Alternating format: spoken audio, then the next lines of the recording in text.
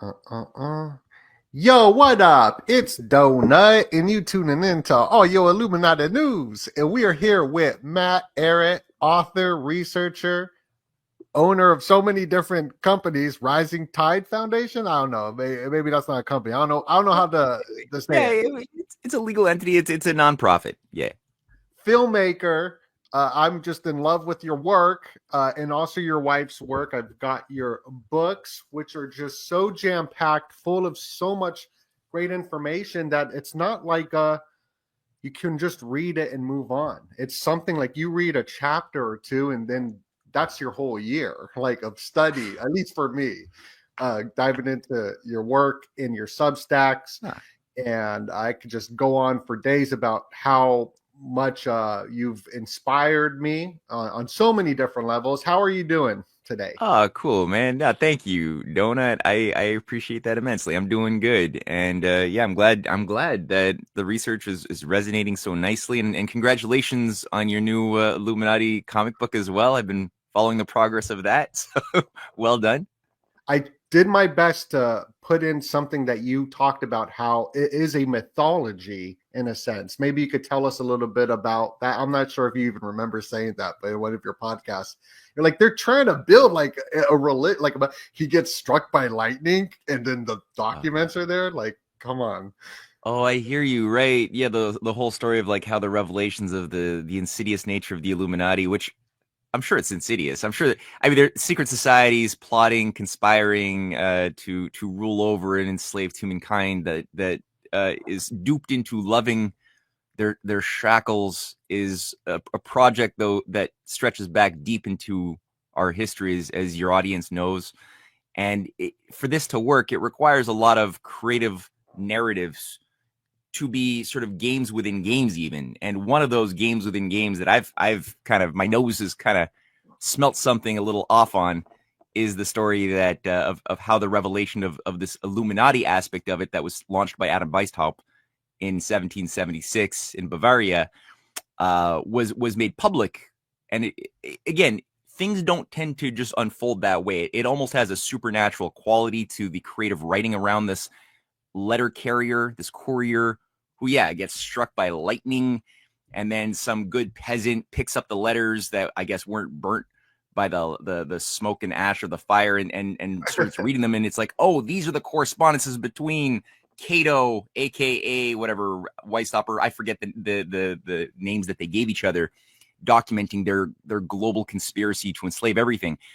And you read some of the letters that have been made public, and it reads, I find that reading those letters that people have transcribed, I don't even know if they're the real letters, but that have been transcribed and go public, it strikes me that there's a cartoonishness to the language, that if you are actually a high level sophisticated oligarchical grand strategist, if you are able to operate on that higher level culturally, you would not write like a Pinky in the Brain personality type, or like a Protocols of Zion. You know, like when you read the writings from the Protocols of Zion, the this Okrana theosophical hoax that was designed in order to create mass anti-Jewish hysteria within Russia, within Europe, that gave rise to and justified the growth of fascism in the 20th century. If you read those documents that have been proven to be forgeries,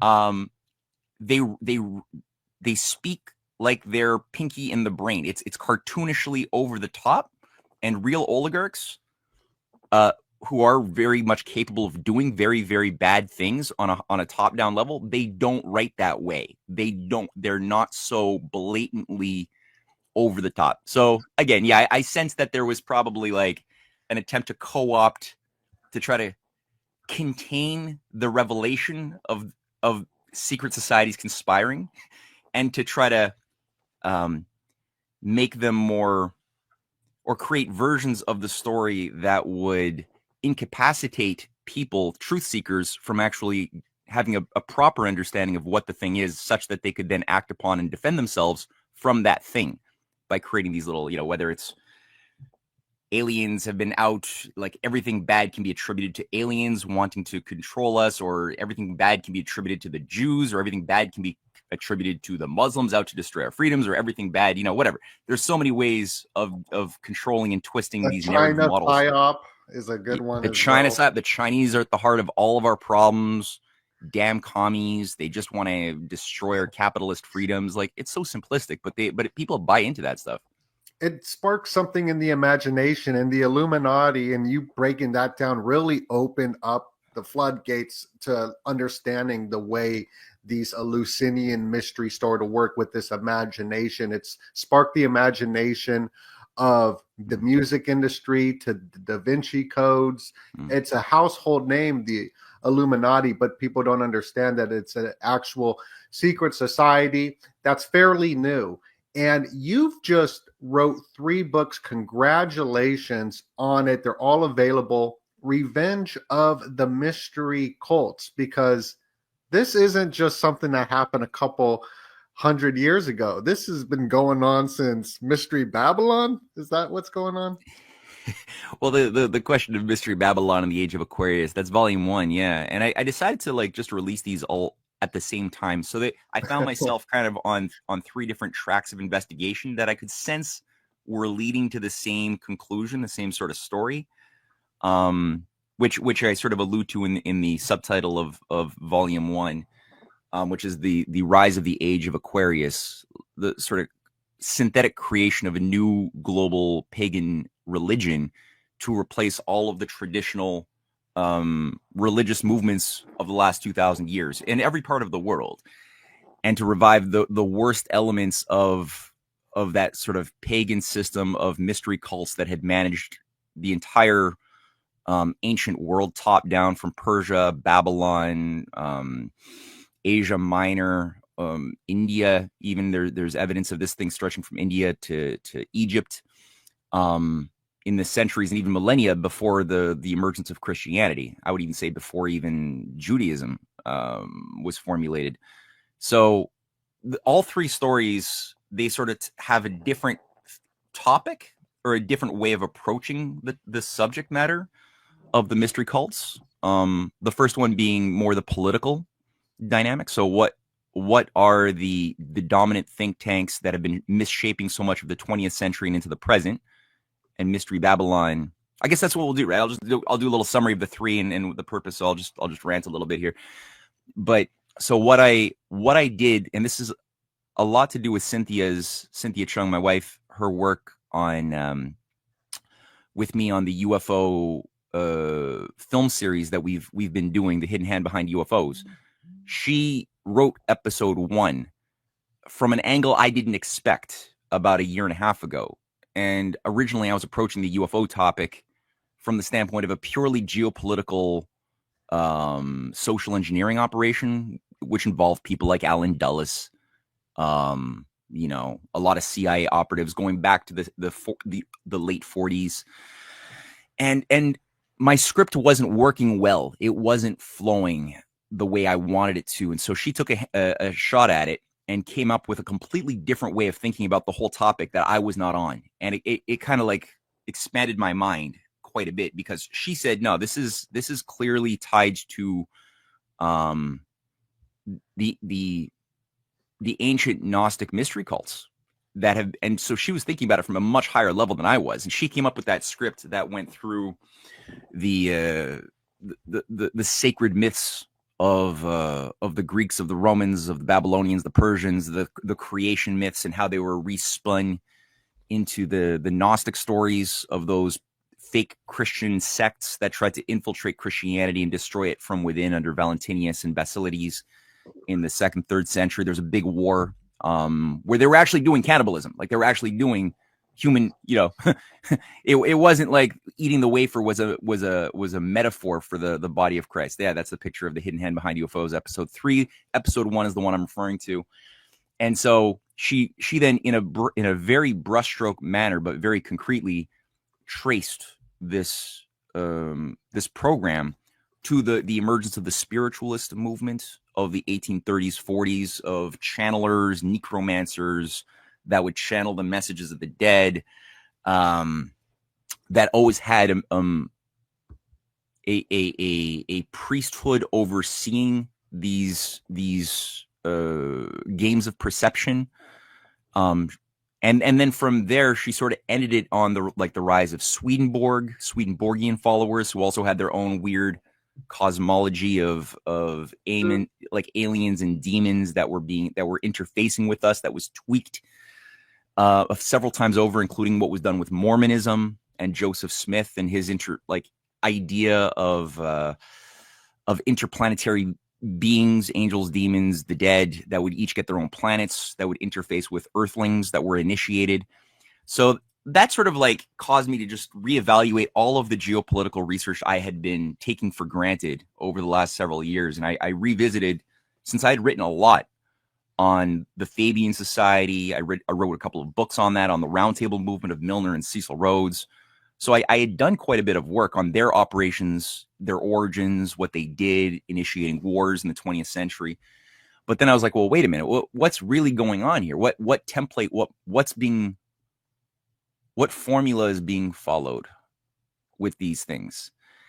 And so volume 1 came out of that, because I started rethinking about the Fabian Society's relationship with the Roundtable movement as being sort of a left-hand, right-hand path, or maybe I should say it more like a male feminine template of co-organizing these institutions with different principles that are operational, but that have controlled oppositions. So they seem to be different. The Fabians, for those who don't know, the Fabian socialists appeal more to those who are of a more socialist orientation. They're much more based upon, at least in words, the protection of the poor against capitalist exploitative interests. They're more interested in organizing labor. Seems a little bit more empathic. But then when you look at the founders of it and those who ran it and run it to this very day, top down, they're all misanthropic anti-humanists who are usually part of the leading oligarchical families that despise the poor, that despise organized labor. But so what's philanthropy is with Billy Bob Gates and different charities always have this nefarious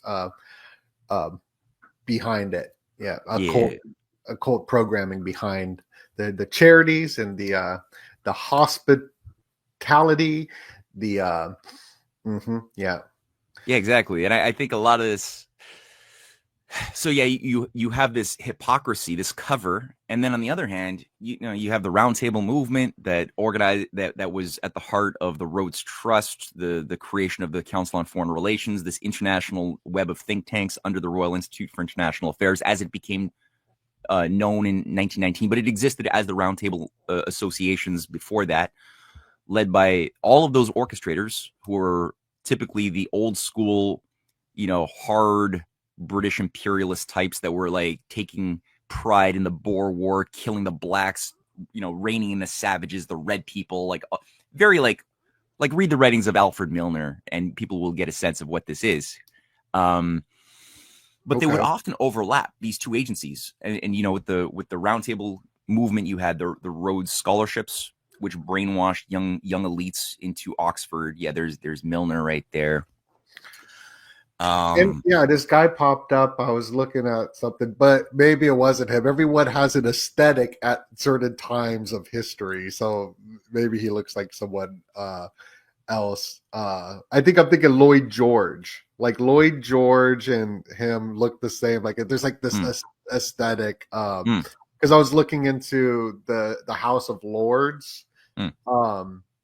And trying to understand that with the symbolism of the unicorn being Scotland, and they're just looking at the heraldry symbolically tells a fascinating story. And yeah, everyone looks the same to me. It's white 19th century white people. No, it's true though. Yeah.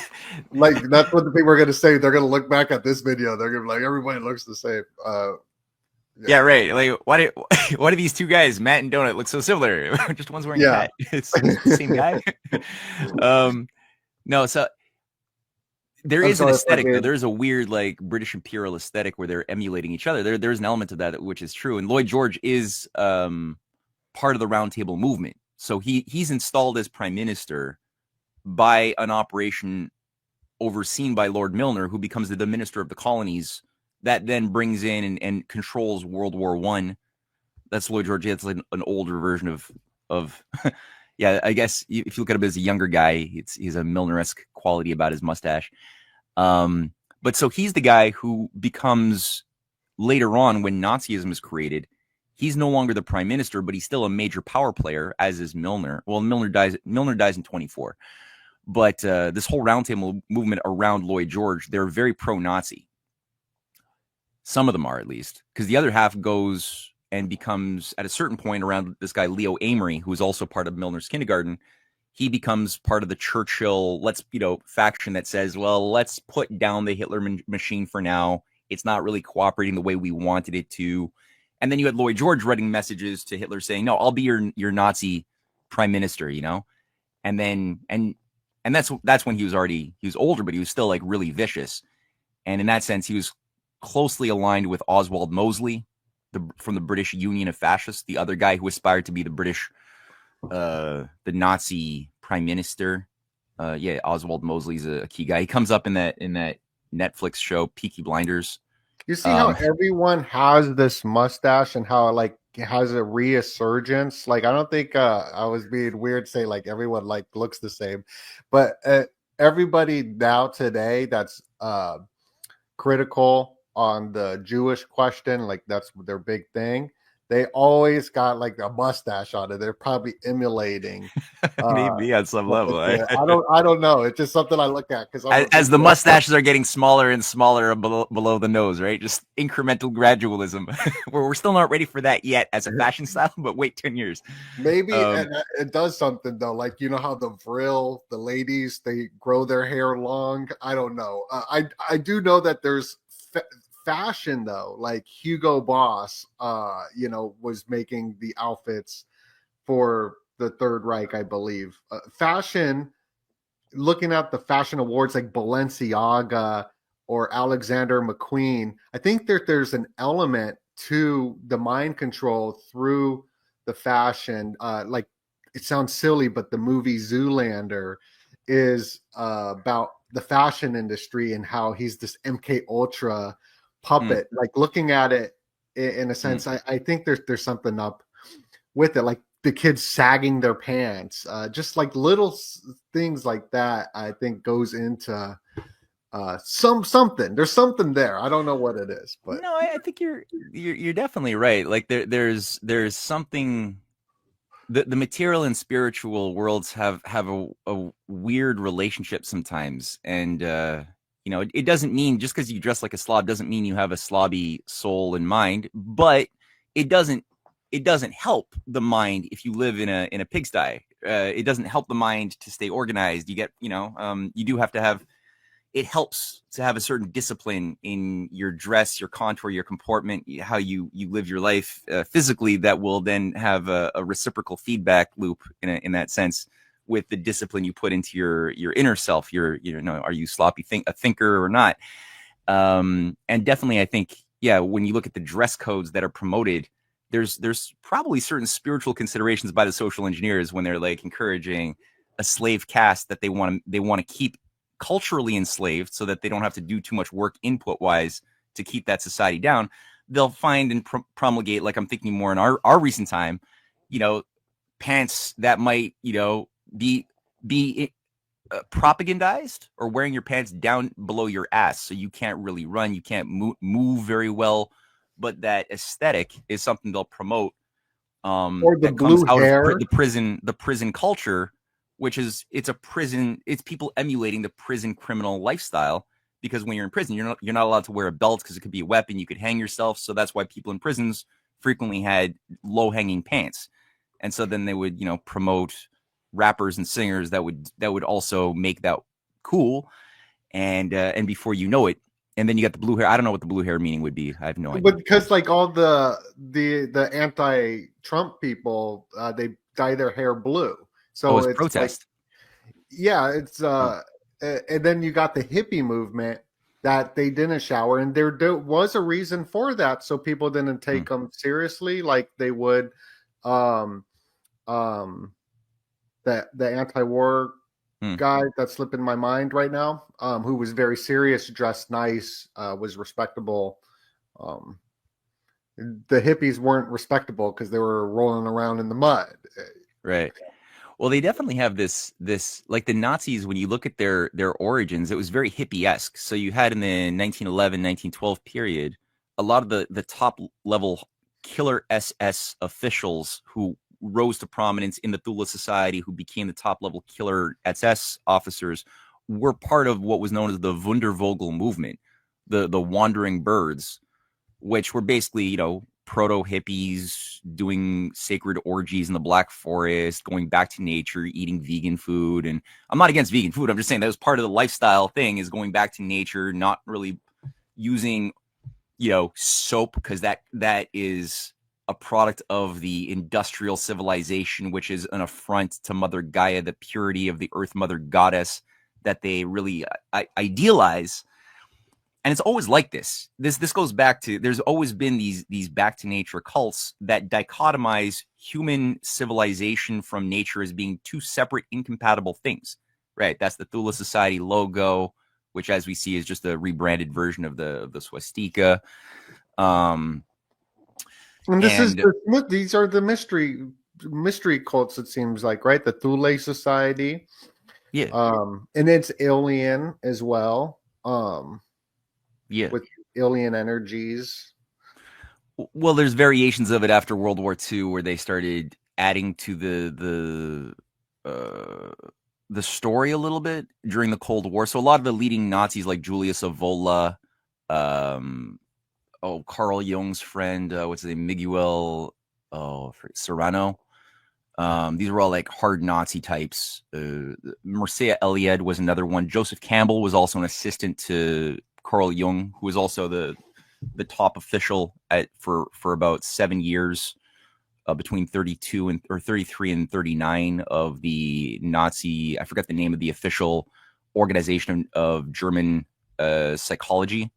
That was Carl Jung, was the president of it, and oversaw and created a way of thinking about the human psyche that was very useful for Himmler, for the Annenalba leadership, in organizing their own revamping of the Bible. That's what they followed, the Jungian template and theories about the archetypes, the collective unconscious, the collective soul, in their formulation of what the Volksspirit was. But Jung himself was a follower of a lot of these, Wagnerian Volksspirit mystics who were always against Christianity. They were always against Judaism, seeing them both as two aspects of something that really disrupted the reign and control of the ancient mystery cults.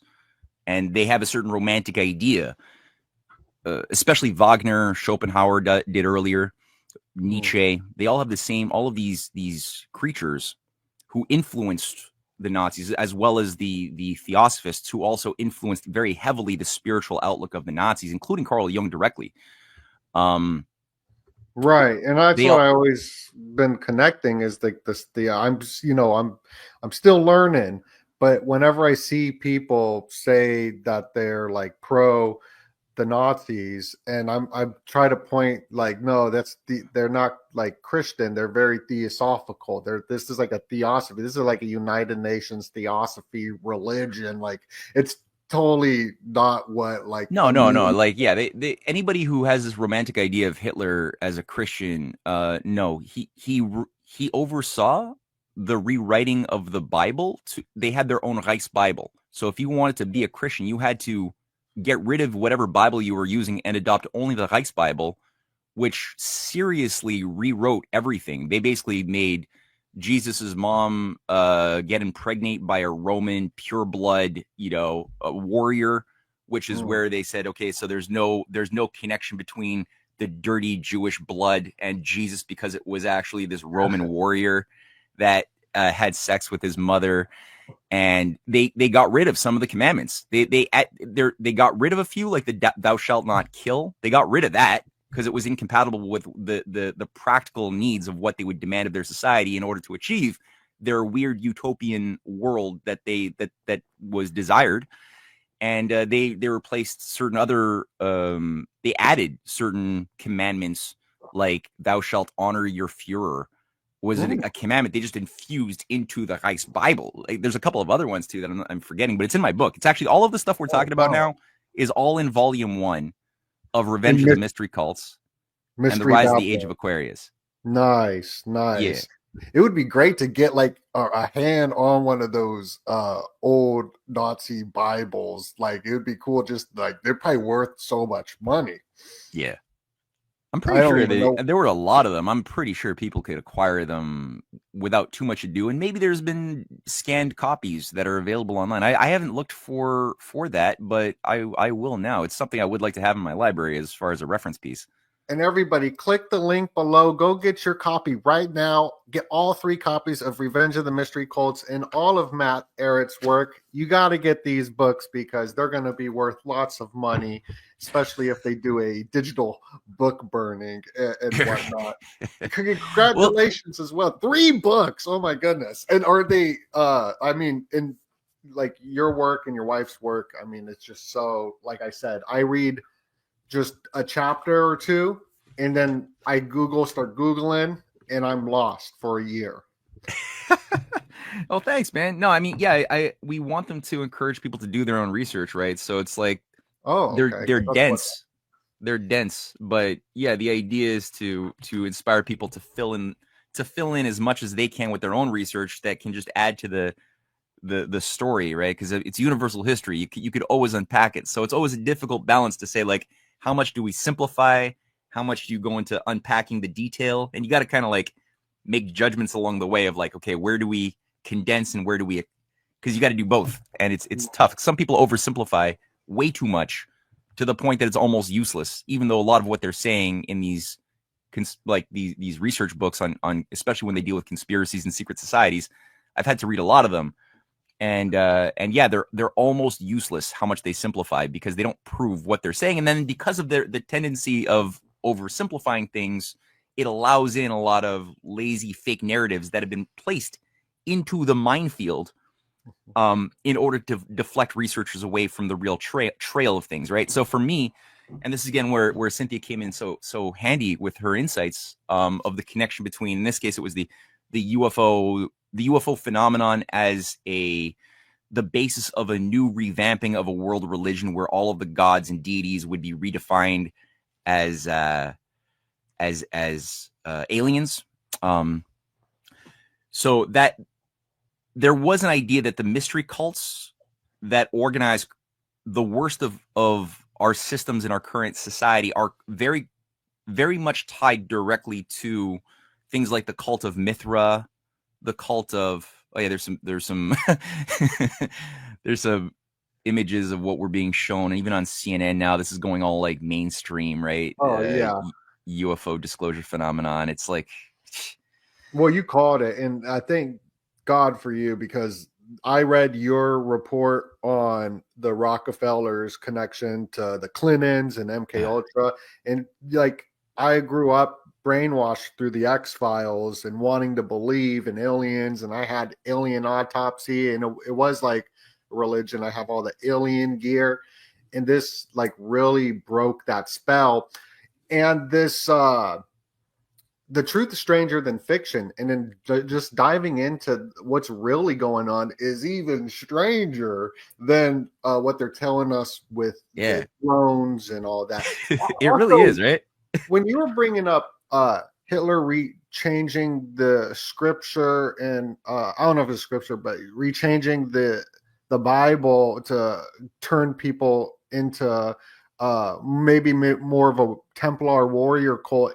We were talking about how the same kind of thing happened with the Templars a year or so ago, where they needed to get rid of the whole love thy neighbor forgiveness and turn people into this, let's go out and pillage. It seems sort of things, and the Nazis are the new Templars. At least that's what they branded themselves as. Absolutely, dude. That's a great insight. And that's what Heinrich Himmler was overseeing, the new Templar order at his infamous Wewelsburg Castle, which is an occult castle that had already existed, but he revamped it, used a bunch of slave labor to like add some some geometry and some more occult architecture to it. Oh And that was wow. the headquarters of what was supposed to be sort of the nerve center of the new global religion that they were intending on bringing online.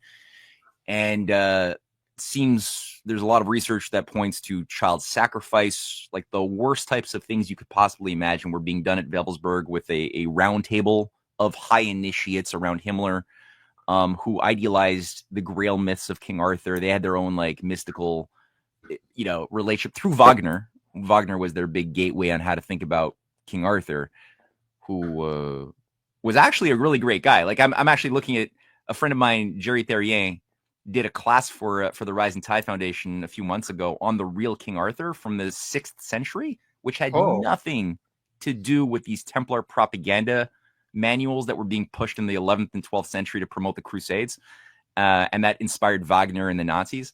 The real King Arthur was actually like an awesome human being who like did so much to defeat the mystery cults that were operating in Roman Londinium and Ireland and Wales back in the 6th century. They've never forgiven King Arthur for that. So that's the way they work, right? They try to, if they can't completely destroy something that is removed, that is challenging their power, they'll try to co-opt it and make it their own and then redefine it, which is where, again, like people today, they associate Benjamin Franklin with evil Hellfire mhm. Club child killer, right?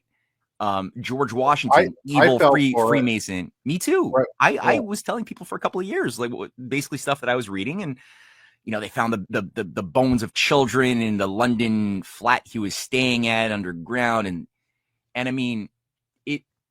So they couldn't, because this is a guy who has done the most as a brilliant grand strategist to organize systems to break away from the oligarchy's hereditary control mechanism.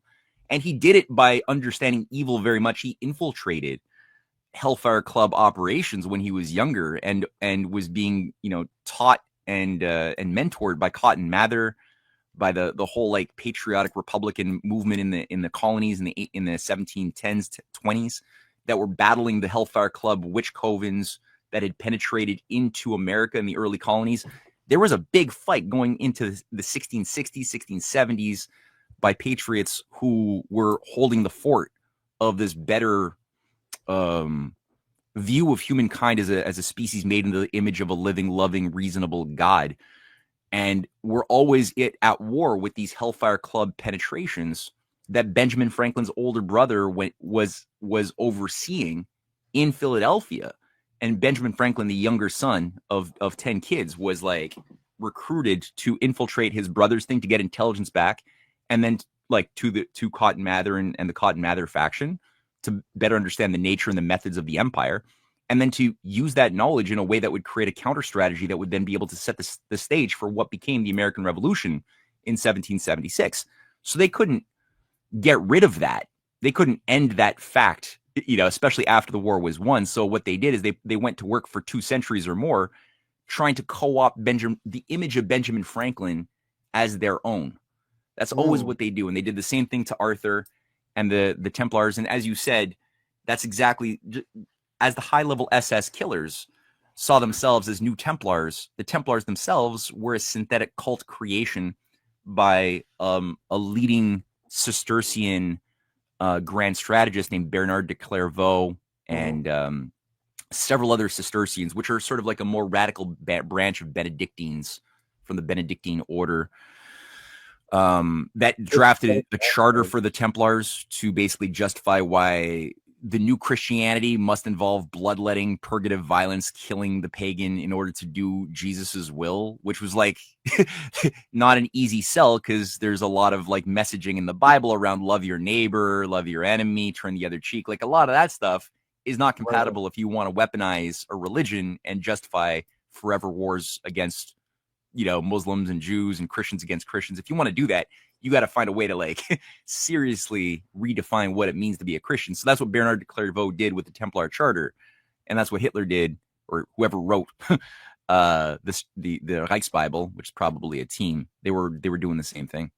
Well, like Mein Kampf, it was just interesting to learn that that was written by a Jesuit when he was in prison. Like, so I thought it was just Hitler who wrote that book, but there's always just different hands in the pot of what's Yeah, going on. And Trump's picks, like with the guy, I don't really know too much what's going on. I just see a lot of the Templar symbolism of me like too. the dude's tattoos, and I'm just like, whoa, oh my god, this is Yeah, Pete wild. Hegseth. Yeah. Is he still a contender? Is he? I wasn't sure if at a certain point he had gotten removed from being an appointee because of some sexual misconduct he had, or is he still on the list? I kind of have not looked and kind of tuned out of the politics. Yeah. What is interesting though, that I do have a question for you, and I know you have some screen share that you could do as well. But you wrote this book, which I have not read yet, and I'm excited. Like the thing is, it's like you read just a couple chapters, then you're lost for a year on those chapters. But the Venetian roots of Venice, now we got this thing called a Doge, and it just reminds me of the Doge of Venice. Um, what's it called? The Department of Government deficiency. yeah, I don't know if that ever makes you think of like the whole thing Doge and Oh yeah, Venice. yeah. No, I think it's a total joke.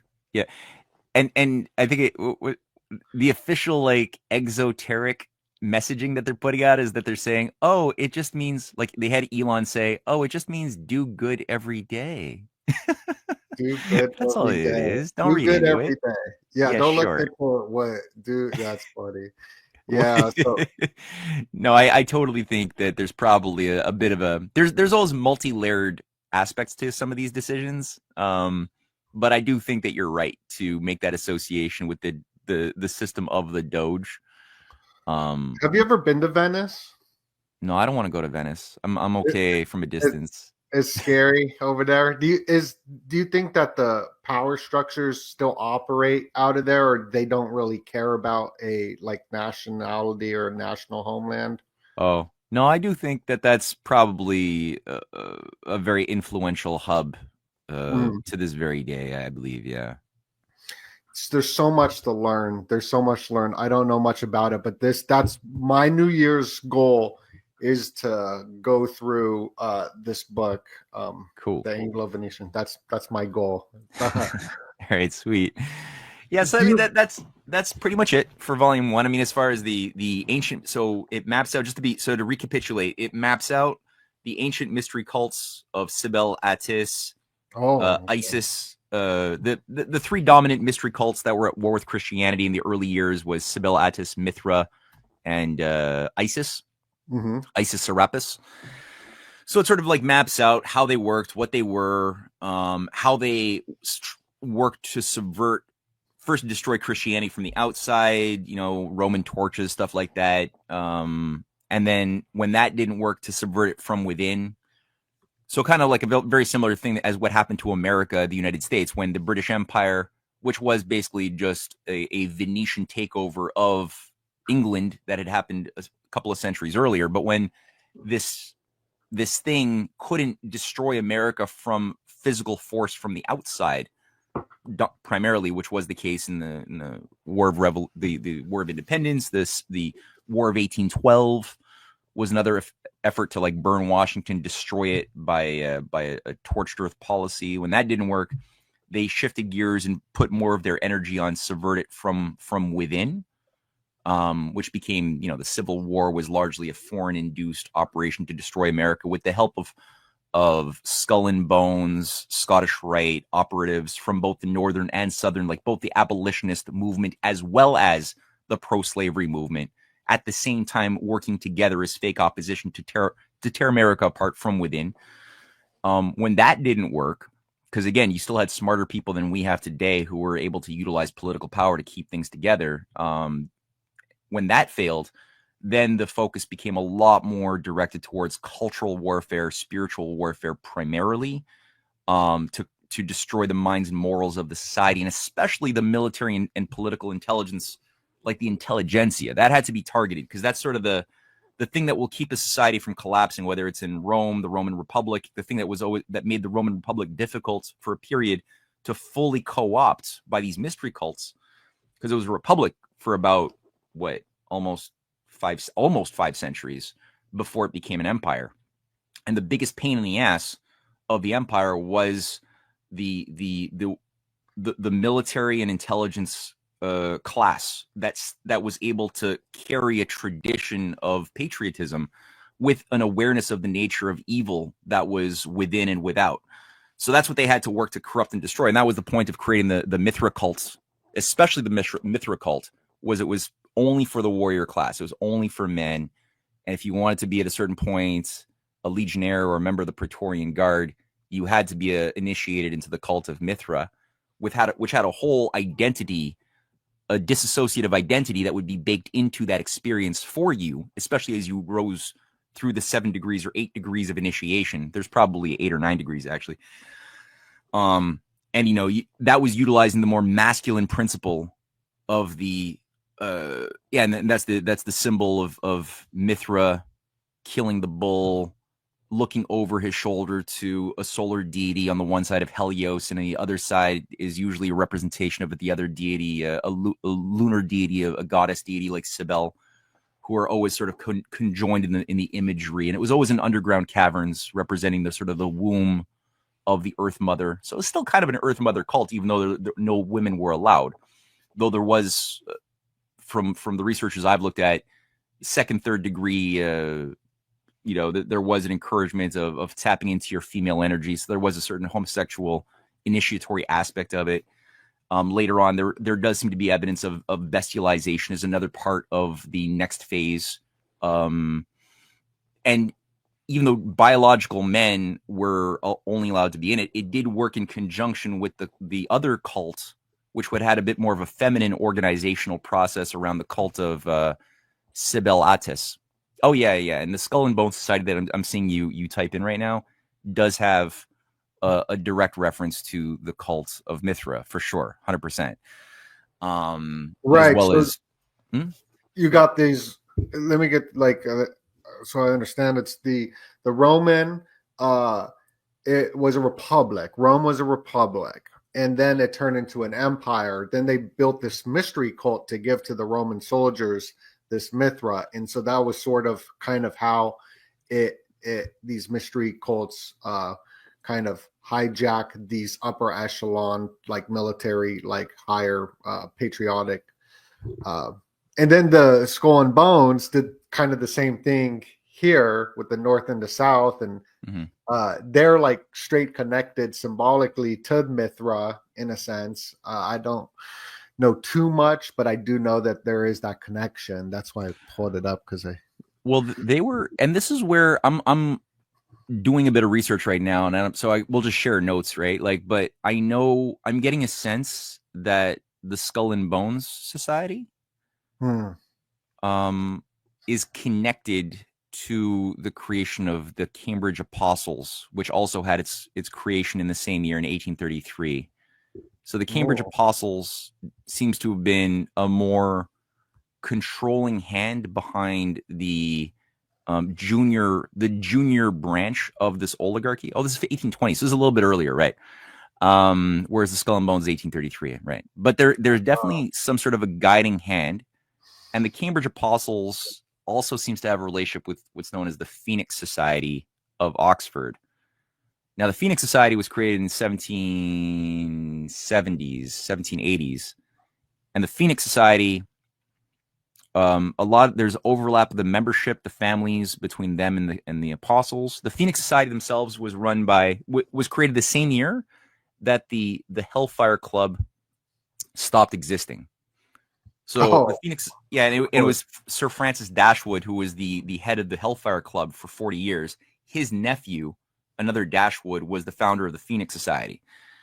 So there's, and we know that the Hellfire Club was itself a Rosicrucian, Mithraic sort of cult set up to take control of England as England was being transformed from being an authentic nation into an empire that oversaw the infusion of these occult Kabbalists, Rosicrucians like John Dee, Robert Flood later on, Francis Bacon later on, So part of that involves the creation of an occult branch of espionage that baked itself into and corrupted the minds and morals of the intelligentsia. Some of the better people had to be killed. Some of them could be corrupted. I'm saying, when I say the better people, I'm talking about, people like Cardinal Morton or Thomas More had to be just outright murdered. Other ones had to be expelled, like Erasmus, or some were corrupted. And all of that, having these elitist, exotic clubs, that brought its members closer to positions of real power, was something that was a seduction for too many younger people, which they fell into. So that's one of the uses. There's many, but one of the uses is the exclusivity factor to corrupt the minds and morals of the elites of a society you want to take over, so that they willfully become like, look at, the third, fourth generation kids of a lot of the American founding fathers who gave so much and risked so much in the War of Independence. Then you look at like John Quincy Adams' sons and grandsons, and they're the most terrible satanic human beings in the world. You're like, how could you just, let go of your family tradition to that extent? It's pathetic and sad. But that's one of the ways it works. So all that to say, that's kind of the cycle. That's the cycle, yeah. So you really have to find a way. That's why you really need a really high quality culture that can pass on the moral values in a way which is not strict. Like, good culture is playful, but it's also rigorous. Like Beethoven said when describing his method, he's like, I strive to make music as rigorous as it is free.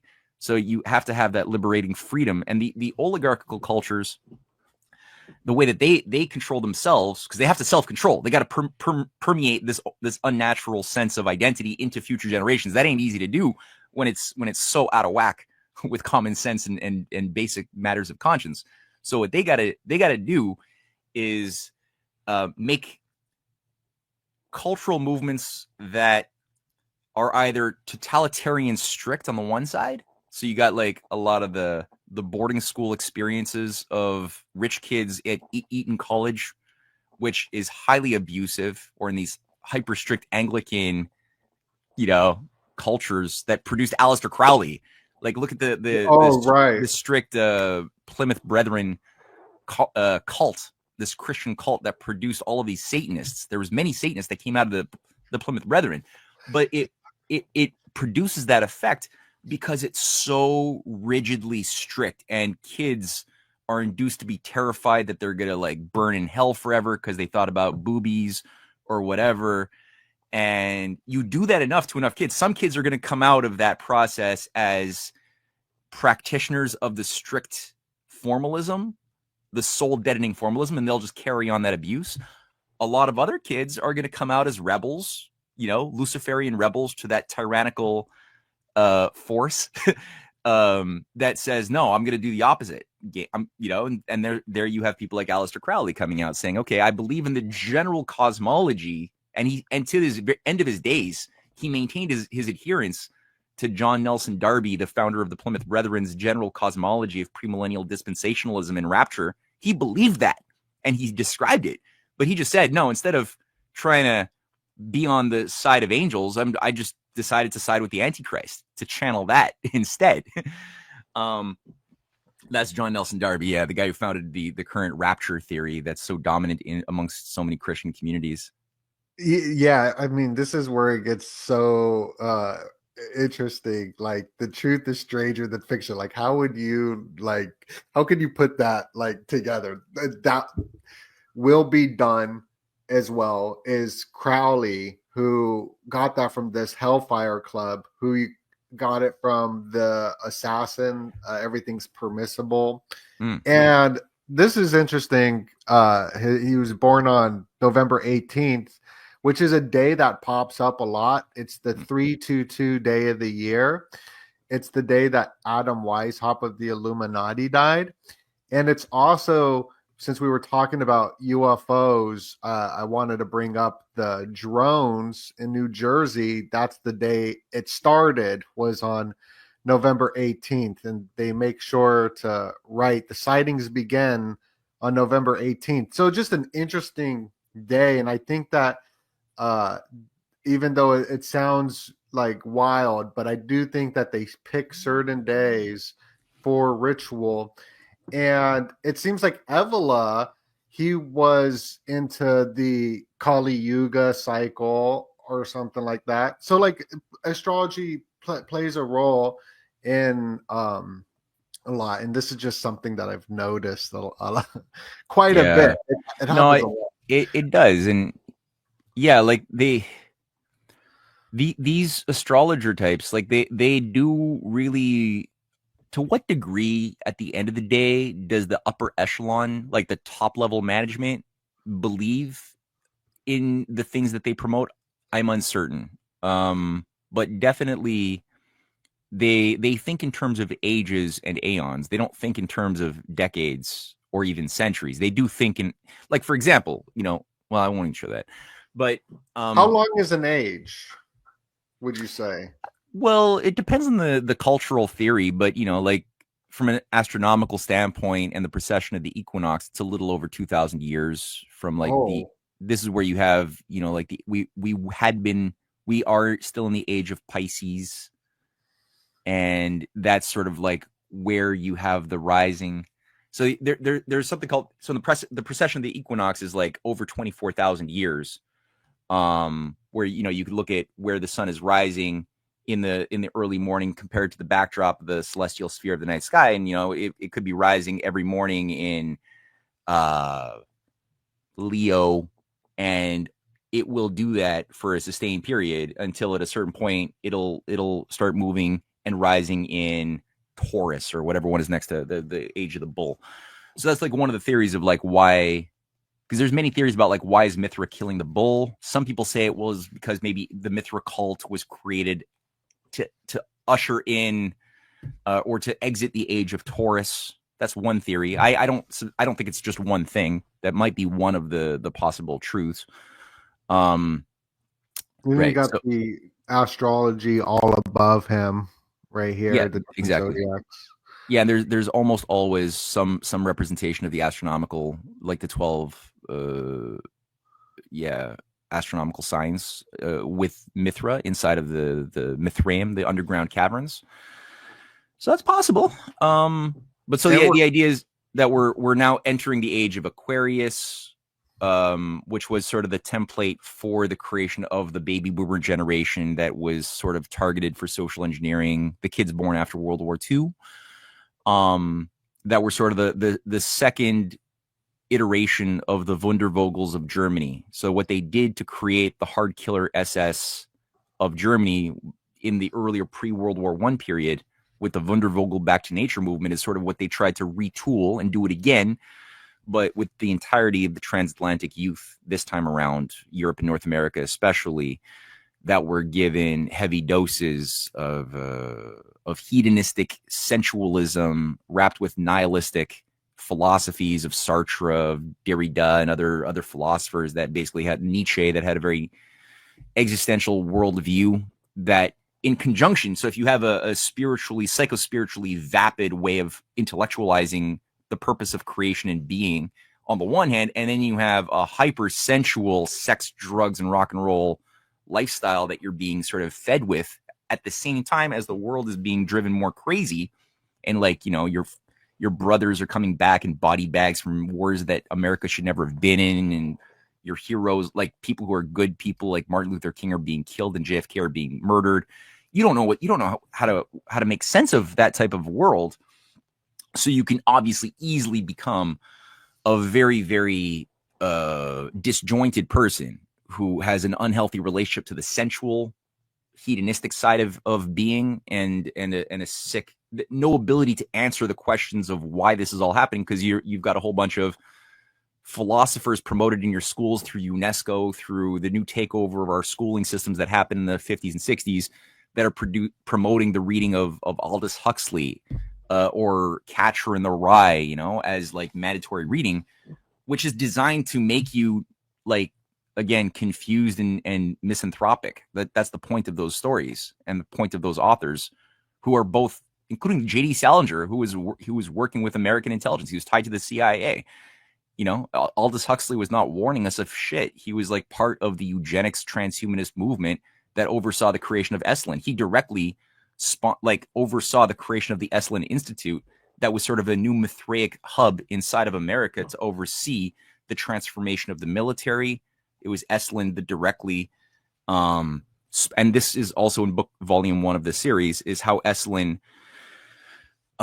worked with the Stanford Research Institute in order to, you know, create psychic soldiers, paranormal investigations in the military that brought in the revolution in military affairs. And you had people like Colonel Thomas Aquino, Colonel Michael Aquino, who directly saw himself as the inheritor, the reincarnation of Aleister Crowley. He emulated himself on Crowley entirely. He believed he was the Antichrist, and just like Crowley thought that he was ushering in the age of Horus, this 1,000-year Reich of darkness, so too did Aquino give it his own twist, but believed, you know, that he was ushering in the age of Seth, which is why he created the Temple of Set. That worked closely with Anton LaVey's Church of Satan.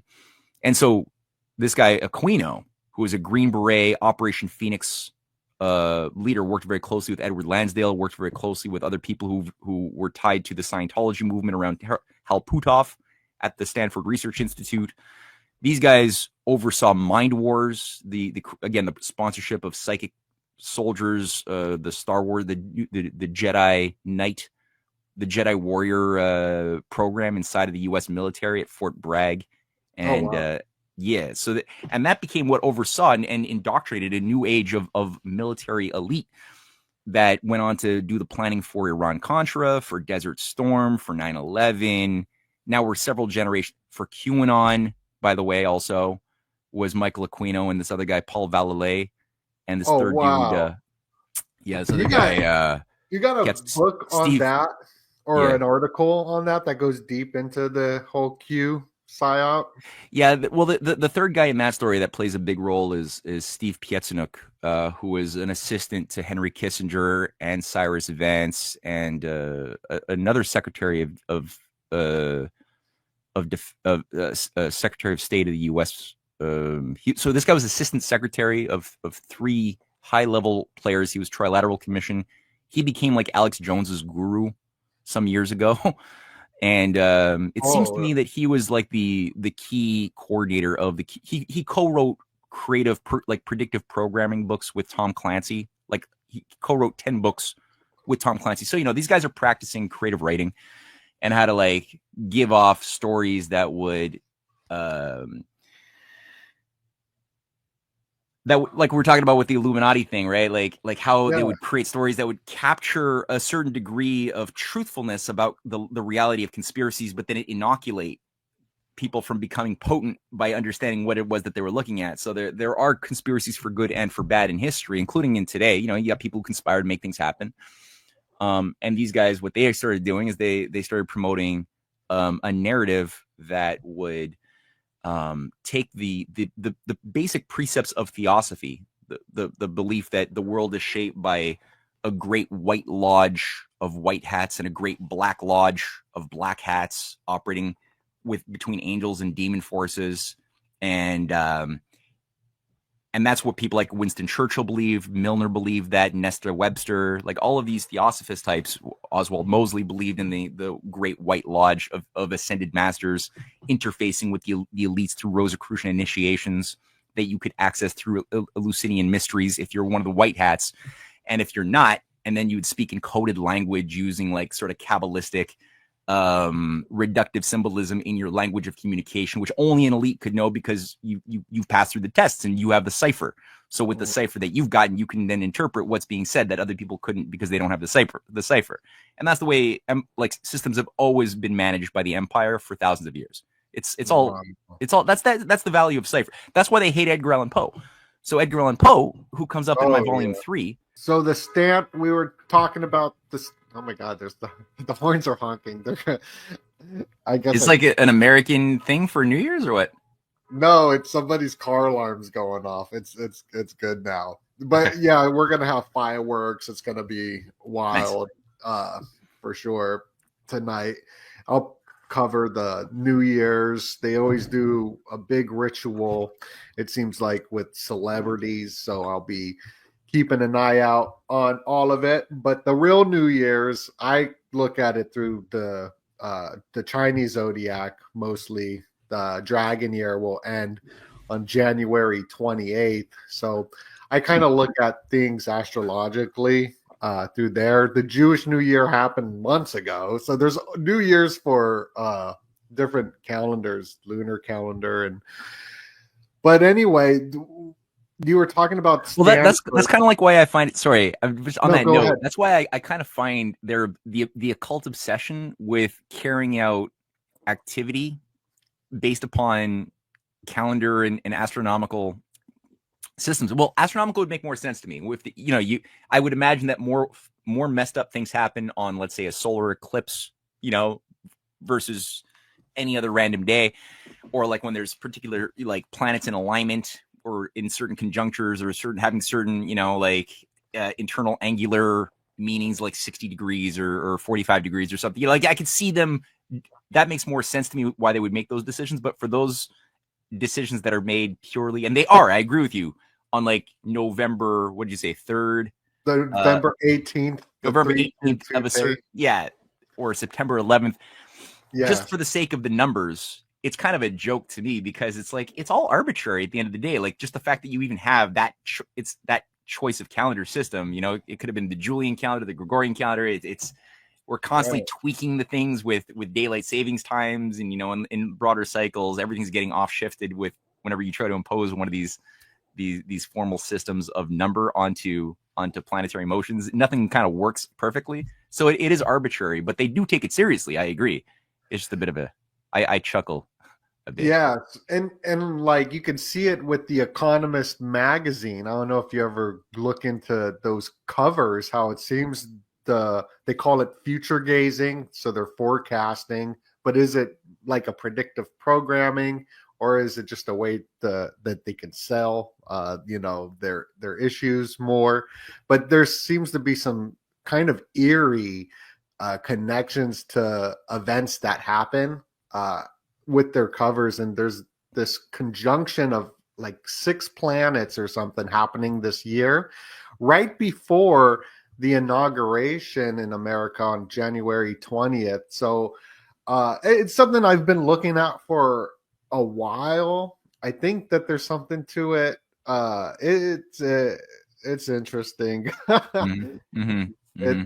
And it sparks, like, it's part of the fun as well. I like what you were talking about, how a society, they got to know how to be strict and also have a little fun.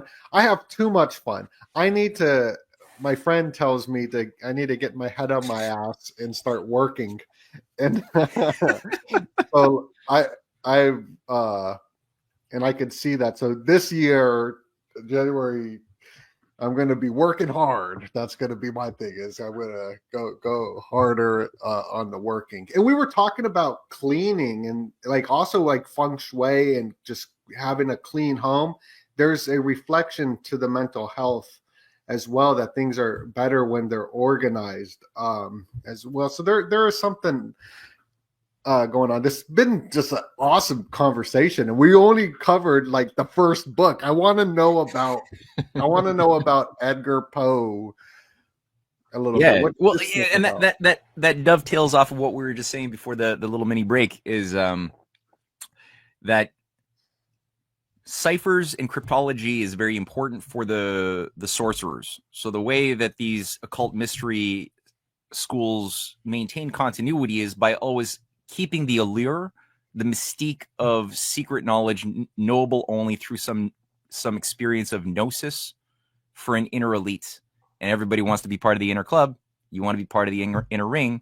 So you're always going to like the Scientologists who have defected. We hear stories of like how much work they had to do, how much testing they had to go through, how much money they had to pay in order to like go to the next level in this multi-phase initiatory system of OT, like operating thetan 1 to 9, then all of the grades above that. And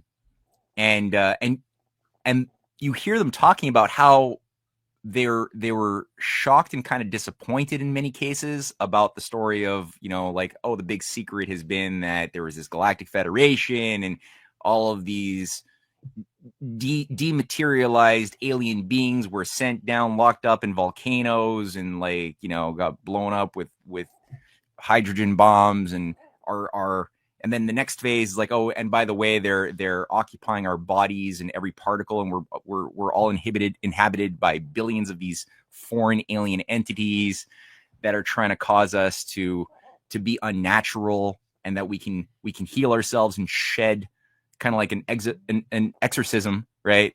If we go along with L. Ron Hubbard's techniques. For a small fee. Huh? For a small fee, we can. For a small fee, and you always just pay a little bit more, and you always do a little bit more, and you're always chasing the dragon because you're always promised, but it's gonna be satisfying in the next phase. So just push through, take the pain, and then you'll really be enlightened. And everybody wants to get that gnosis.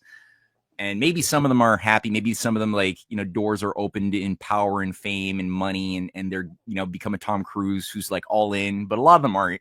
They're just always perpetually dissatisfied and hungry for what's behind the next door. So it's kind of one of the techniques that have been developed over the millennia has been the utilization of ciphers. And the cipher is a powerful tool because like cryptography in general, right? Not partially, I mean, it's powerful for good and for bad as far as just espionage, carrying out, coordinating activity amongst broad suite, like, if you're separated by dozens or hundreds of miles or thousands of miles with people you need to collaborate with, and along the way your messages could be captured by the enemy. Yeah, use a cipher. Great. That's how the American Revolution happened. That's how everything good ever happened. But inversely, they will also use that because you can make a cipher based on anything, right? Whatever the key is, you just make the key, and then all of a sudden, whoever controls the original key can make ciphers and ciphers within ciphers and ciphers within ciphers within ciphers. And then you could put those out, so that people will try to decrypt Crowley's Book of the Law, which is a cipher, which does have several layers of cipher key associated with the Book of the Law that he so-called had transmitted by Eowa, some demon, through his Scarlet, woman witch in 1904 that gave him the thelema. But so you read it, and there's like one exoteric reading for the uninitiated, and then if you have one of the keys, then you can see another set of codes. Look at every 30 second letter, and just add them all together. You'll get a different set of messages, and then you got another key that will be even higher, and that'll take like every 13th letter added, plus 3 for every third step, and then you subtract another 7, and then like it can get quite elaborate. But all that to say, Edgar Allan Poe was doing, that's why I made him the sort of subject, the gateway into volume 3 of the book, where he was he mastered like principles of cryptography very, very well. And he was himself, as I make the case in the first chapter, a member of America's Society of the Cincinnati, which was sort of a Republican society that was at war with the Rosicrucian takeover of the American lodges. So he was part of that. He's a third generation American. His grandfather was an assistant to George Washington, David Poe. And he himself was very, very immersed, like much as Benjamin Franklin was recruited by Cotton Mather a century and a bit earlier. So too was Poe, about a century earlier, recruited by these patriotic forces around John Quincy Adams, around Henry Clay, to be a part of this international movement to actualize the ideals of 1776. But in 1830, when he had come out of West Point, he was operational within France at the time, where Marquis de Lafayette had a big network, including Samuel Finley, Cooper, Morse. So you had Samuel Morse, the guy who develops the Morse code, who was also a painter, who was part of this network operating within France. You had, that's him. You had Cooper, the James Fenimore Cooper was also in France at the same time, who was a literary figure who was exposing for Americans, right, making like literature that would help Americans understand through art the nature of the Venetian methods, which he does in things like the Bravo. So Cooper, that's the Morse code system that he popularized and developed quite a bit. James Fenimore Cooper, like I said, was a multi-generational Society of Cincinnatus member, and he as well, if you read his writings, he's exposing the Venetian operations. He's exposing the Swiss Anglo-Venetian operations as well in many of his so-called fictional books, and they were all closely tied together. They were all friends together, working together in counter-espionage. So Poe is a master cryptographer. He's a mathematician. But he's also a poet. And that's, as he makes the point in his Purloined Letter and many of his short stories, he makes the clear point that if you were just a mathematician, you would be an incompetent thinker. If you're just a poet or just an artist, you would be incompetent at carrying out any type of political intelligence. But the most effective human being is he who develops both at the same time as best as possible, and so has that rigorous discipline that you could only get if you can really immerse yourself in an understanding of physics and science, but at the same time, a playfulness that only the creative poet can have by being able to bounce around and play with those ideas and not just be so rigidly obedient to the formulas themselves.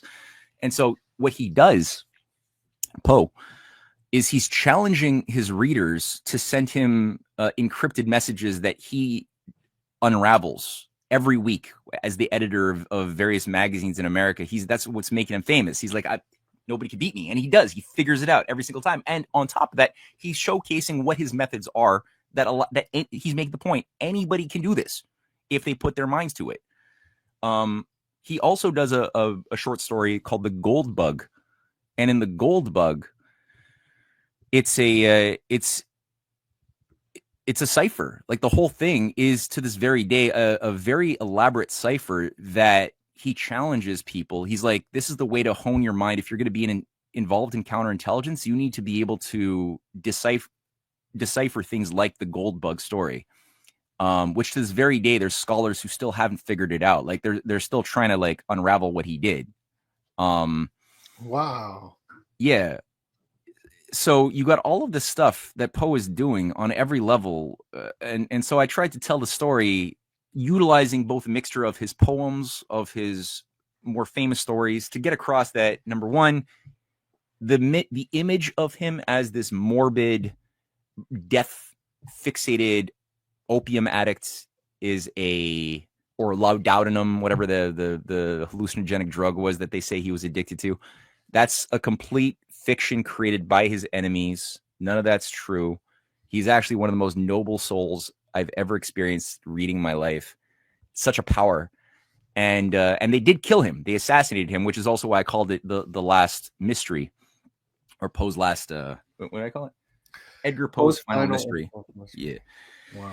And I what I tried to do over the course of several chapters is I took his tales of ratiocination, so this method of analysis that combines the poetic faculties and the scientific faculties, exhibited in the figure that he created. Inspector Charles Dupin is this investigator. He created the true crime novel, like the idea of the detective novel. He created that entire genre.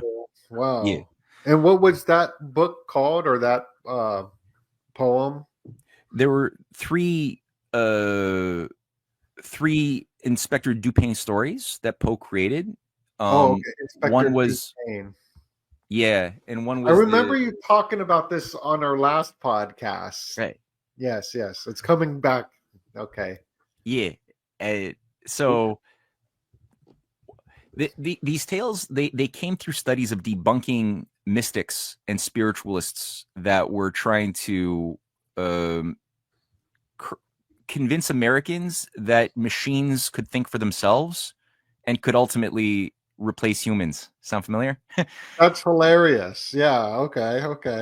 Yeah, you had these things called the chess playing Turk, which Right. was promoted by this fellow, this Masonic occultist named Maelzel, and he was an Austrian Viennese enemy of Beethoven, who was touring this robot that I think he plagiarized. I think he stole a robot. It was originally created just for entertainment, and the robot could play chess. And the idea was, and there were many of these robots created. They were called automaton, and they would tour Europe and tour the courts and tour. They started touring America in the 1830s, and Poe was pissed because a lot of people were becoming seduced, thinking, "Oh, these machines are beating really good human chess players," and people started thinking, well, I guess the machine is either that we are just machines that are inferior to these better quality machines, or these machines are infused by some spiritual ghostly force, which in both cases, whichever extreme of the spectrum you chose to go with, it was both going to be destructive. And what Poe does is he demonstrates in his Maelzel's chess player short story in I think it's 1839 or 1840, that the thing is a hoax, and he demonstrates that there must be a human being operating within the body of the machine itself that's making it work. And he goes through how that hoax works, and his proof is so concise and so explosively true and reasonable that it destroys this operation, and nobody goes to see the chess players anymore in America, or the right. And you saying, how does this sound familiar? It's like totally familiar too with the chess in the Neuralink. How the first person who got this new Neuralink is playing chess, and all the imagery is just like this chess thing. Like, what if this isn't even like real? Like, it's just a fictional story, or maybe it is real. I don't know, but it's funny. It's so easy to fake. Like, if it is okay. So, and Poe makes this point too. If people read his Maelzel's chess player, it's maybe like 10 pages. It's not a long thing. But he makes the point that even if this machine is beating humans at chess, that's still not a proof that the machine is better than humans, because chess itself is fake creativity. It's all based on rigid rules and a closed system where human beings are not limited to that type of fixed rigidity or closed system thinking. Human beings can break out of that when we're creative. And it's only when we're not creative and our creative powers are broken that we think like computers, and then we can become demoralized. So Poe's like, even on that level, it's a failure. But he's like, on a deeper level, I can prove that there is a dude who is a human inside of the machine playing this thing. And they have like doors that open with like elaborate gears. And he makes the point, like, these elaborate gears, because, this dude Maelzel, who's touring like a magician, and showing the audience, look, there's nothing in the machine. There's 3 doors, and he opens each door individually. And in each door that opens, it has these gears. And Poe makes the point, like, the gears have no role to play in the machine. Like, they're useless gears. They're just there for optics. There's no justification. When you ask him, why are those gears the way they are, he has no answer. So it's just there to hide the person who's behind the gears. There's nothing. It's not filled with anything. Right. That's a little demonstration right there. And all that to say, so in the case of this Neuralink guy, how easy would it be for some other actual master chess player or whatever to be operating the thing, and he's just, for whatever reason, playing along? Like, it all depends upon us believing that everybody's honest in this game. So I got a funny image I took of the guy, and because the Neuralink, it would seem like it's like a mark of the beast, and they interviewed the guy. This is the first guy that gets the Neuralink, and he's got like the original American flag. He's got a cross on his hat. I've never seen anyone wear a cross on their hat, but he's like this typical like Christian American who gets the Neuralink, which would be like the mark of the beast. So I feel like there's a lot of propaganda. They're marketing it for a certain target audience. Yeah, that's what it seems like. Yeah, I could identify with that guy. Yeah, no, exactly. So Edgar Allan Poe, Sherlock Holmes. That what's that all about? How how That's you said great. that was to destroy Edgar Allan Poe's Dupin. Yeah, yeah, exactly. Well, Sir Arthur Conan Doyle represents everything that Poe fought against, as far as his personality as an imperialist, a devoted race patriot who was, an admirer of Cecil Rhodes. He was a leading member of the Hermetic Order of the Golden Dawn, along with Aleister Crowley. He Oh wow! he was a leading member of the Society for Psychical Research, as well. And from my assessment, the guy was a complete sociopath. I think he was also very much involved within the occult ritual of the Jack the Ripper murders in Whitechapel, London in 1888. And he develops the character of Sherlock Holmes as a vicious sort of parody of Inspector Charles Dupin by Poe earlier. And in the case of Sherlock Holmes, like, it was proven by none other than Harry Houdini himself, who was a sort of frenemy of Doyle some years later. Houdini was an actual follower of Poe and Poe's method. So Poe's spirit is really living on, not in an esoteric way, but I mean in the sense that Houdini was doing and inspired by Poe's method of ratiocination. That was his method of creative analysis. That's his purpose as an American patriot, debunking this new spiritualist religion that was being promulgated inside of America, with people going to channelers, necromancers, people operating Ouija boards and astrologers that were penetrating Washington, D.C. Calvin Coolidge had his own personal astrologer. You had these sort of Vril Society witches being brought into the White House, being brought into, all of these things. And it was really designed and to create a new Gnostic revival to replace conventional schools of traditional morality, and that in the case of America, that were embodied within the Judeo-Christian ethic that saw that there was one God, that we're made in the image of one God, not many gods, but one God that has purpose and infuses reason and beauty into the universe. And that concept that also rejects child sacrifice, human sacrifice, which is very big in the Old Testament. Like, anybody who reads the Old Testament, Book of Kings, Leviticus, read Chronicles, you're going to see a theme of prophets attacking Baal, the cult of Moloch, the idea of sacrificing your children to the gods. That is attacked vehemently.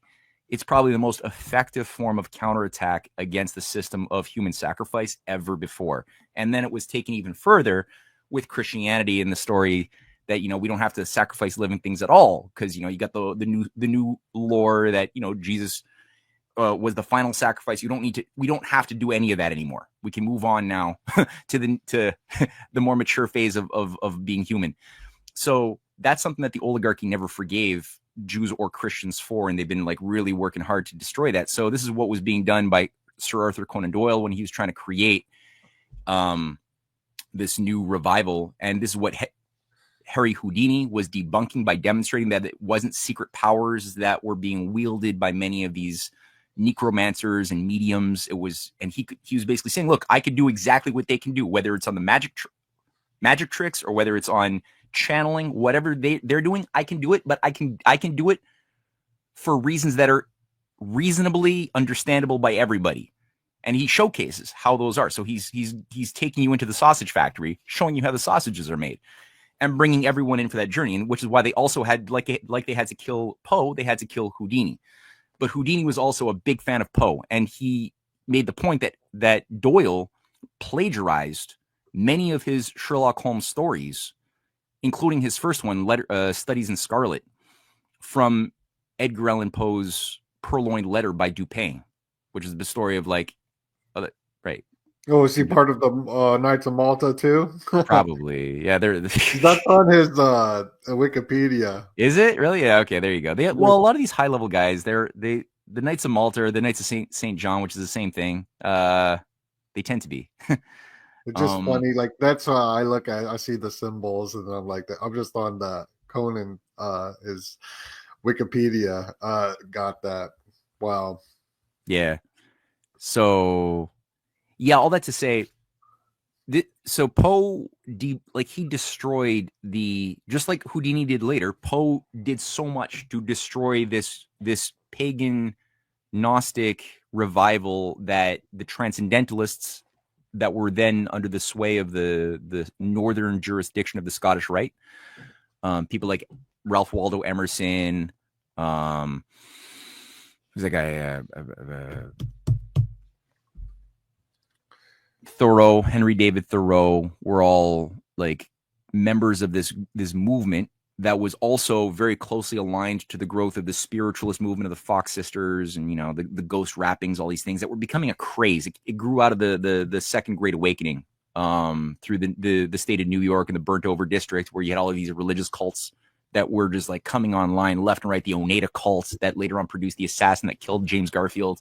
All of these proto-communist cults where they would just like abolish private property and everybody was allowed to have sex with everybody. And, you always had this top guru, like in the case of the Oneida cult, it was this Yale Divinity School guy, Noyes, who was,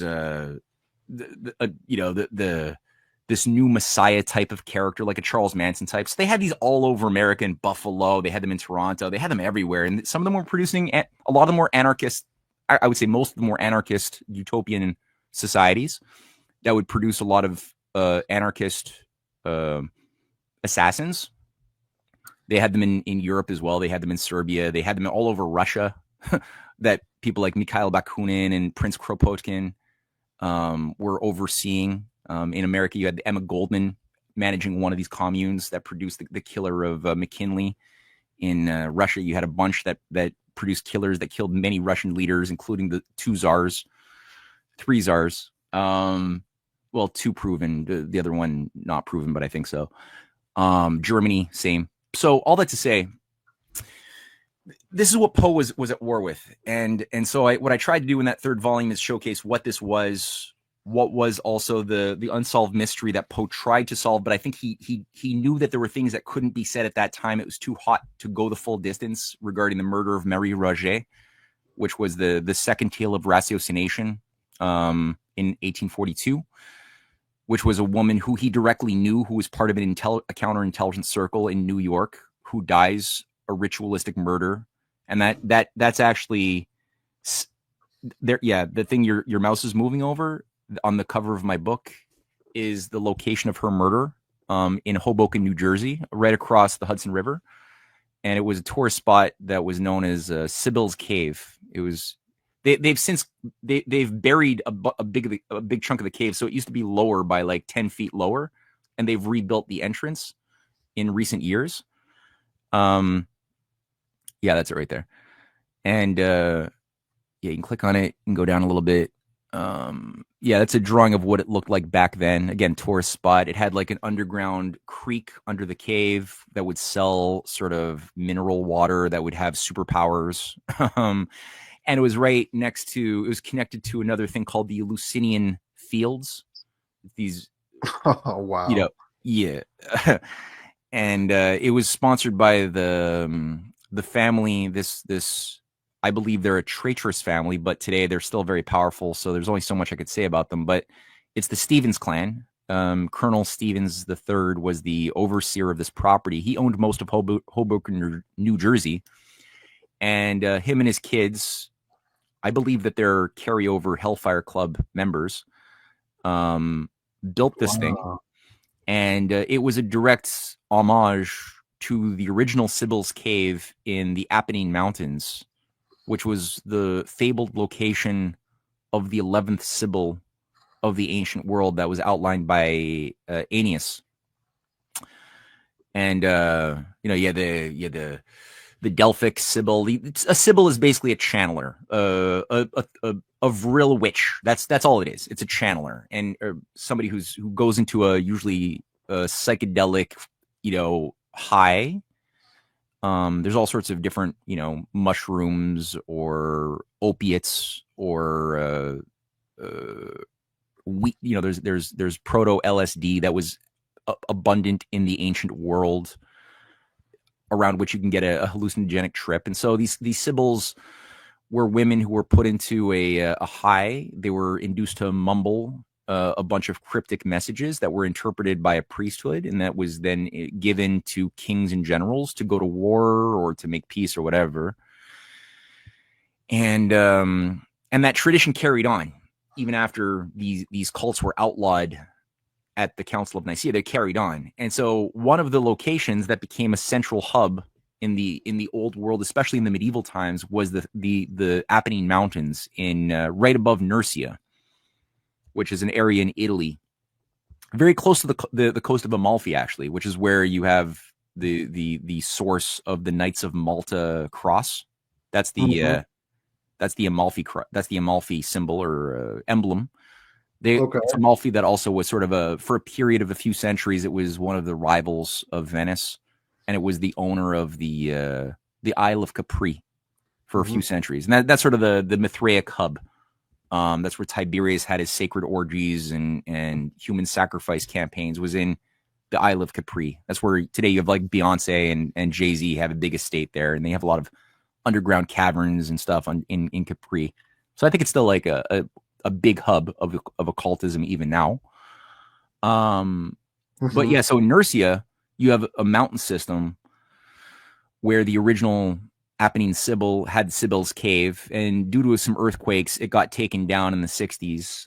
But it's known even on their official government tourist website of the Apennine Mountains today, which is below the Apennine Mountains. You have the Eleusinian Fields, or the Elysian Fields, and you have a lake called the Lago Pilato, so Pilate's Lake, named after Pontius Pilate, who oversaw the killing of Jesus on behalf of, I think it was his uncle-in-law or something, who was Tiberius, who was the emperor who gave the order.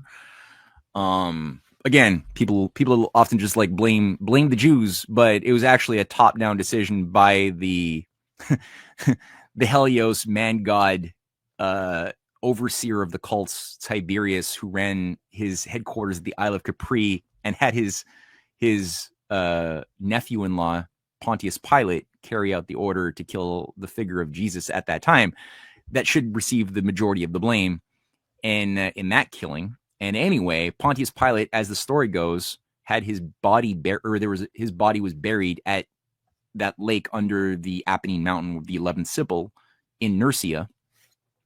So this is where, on their website, on their official website that I cite extensively, people can go to it, but it's also in my book. They admit that was the center of the Black Mass of the medieval times. They admit that that's where you had the surviving Cathars and Templars go and carry out their rituals. They admit that that's where you had human sacrifices in the 13th, 14th centuries. They admit this. They take pride in this, actually. But then they say, oh, but it was mostly white witches who were there just trying to do herbalism and herbal remedies. But they were like, but there was also this other stuff too, which is also part of our tradition that we should embrace. And within the original Sibyl's Cave, there's also the emblems engraven into the cave itself of that I couldn't find. I can only find descriptions of them, of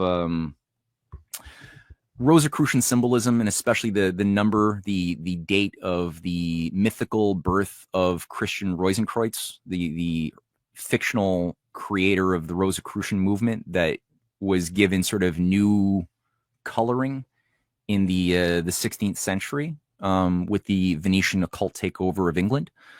So that's also part of, it's baked into the Sibyl's Lodge that inspired the little site that is the location of Mary Rogers' murder, which was, again, a very ritualistic murder. Her fiancé, who also seems to be closely tied to the Poe, circles engaged in counterintelligence in America.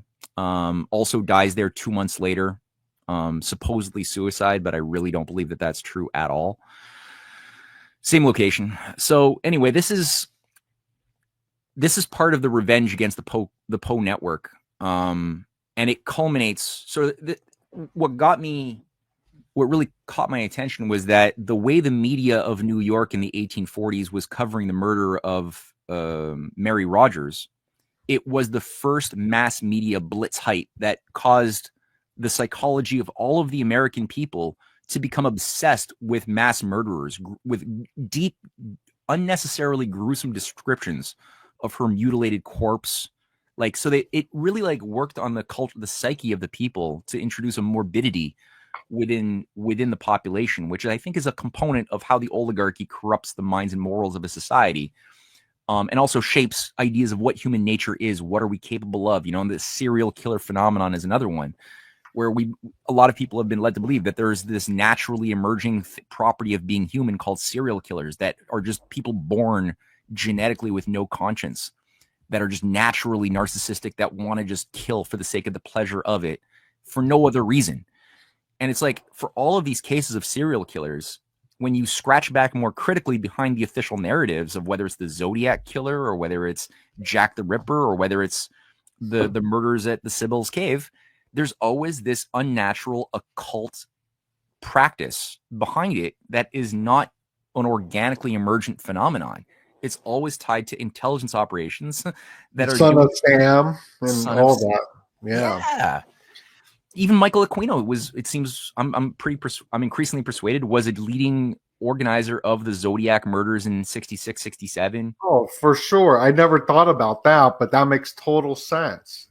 Yeah. That it was him. Or the John Wayne Gacy. It seems like there was a network with him and a network with Dahmer.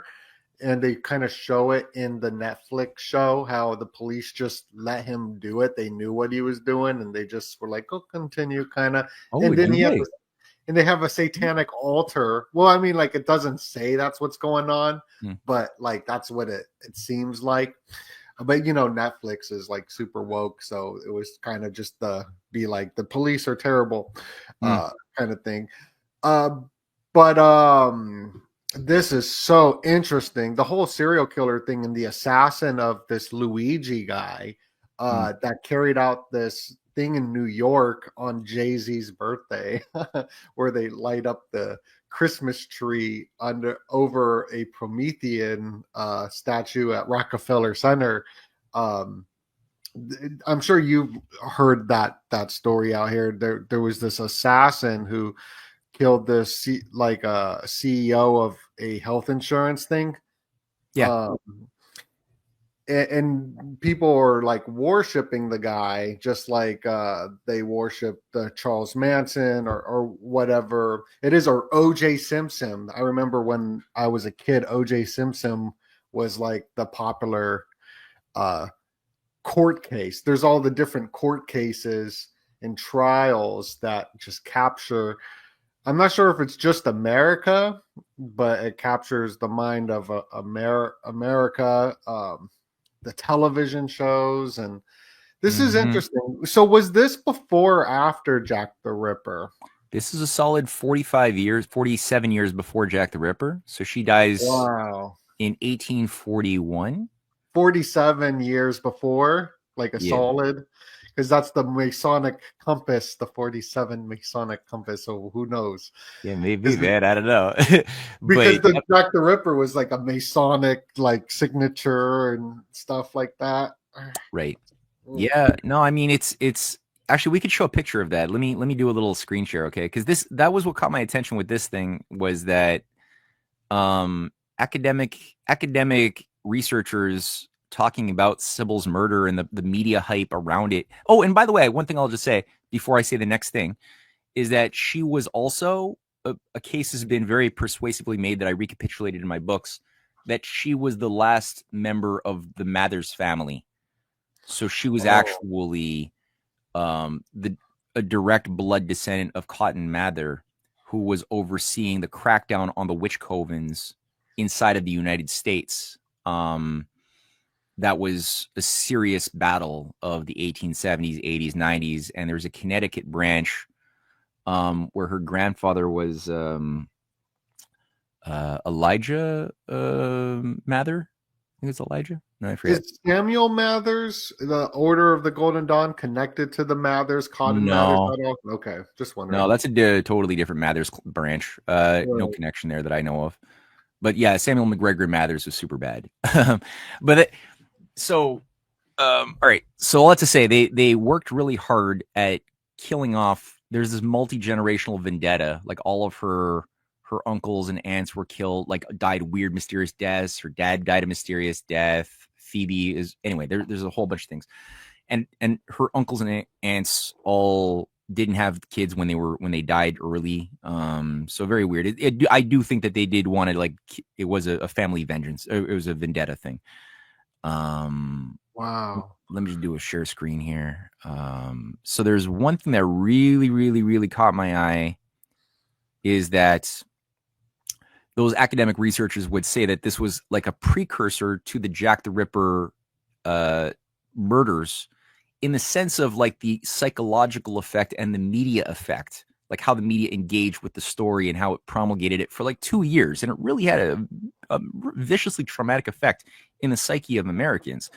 And the same way that the Jack the Ripper thing had all across the transatlantic, it was people were obsessing about the vicious murder of prostitutes in the United States and Canada that were happening in London, though. So one of the things that occupies a big chapter of that third volume is in the I published it on my Substack here, which features a picture of Arthur Conan Doyle, W.T. Steed, Crowley, Madame Blavatsky, an illustration of Solomon's Temple, which does play a big role in volume 1, 2, and 3, is the obsession to revive Solomon's Temple, like to create a new blood and soil cult as the home base for the Antichrist. That's something that they're thinking about a lot. And one of the aspects of the murder, and you alluded to it just now, is that the location of the victims is not random. It's nobody except for one author whose name I'm forgetting that I use quite a bit in my chapters on this topic. Edwards, that's his name. Edwards. Let me get the full name just to do him justice. Ivor Edwards. He did a book called Jack the Ripper's Black Magic Ritual. I don't know if can this be seen? Yeah, okay, it can be seen. And he analyzes the location of the murders, and he makes the point: the distance from victim 1 to victim 2 is 930 yards, victim 2 to victim 4, 930, victim 3 to victim 4, 950 yards, victim 3 to victim 5, 950 yards, and then distances from the center of site 3, 4, and 5 is 500 yards each. So you got like five victims that are recognized to be part of that one ritual that occurred between like a 13-week period in 1888.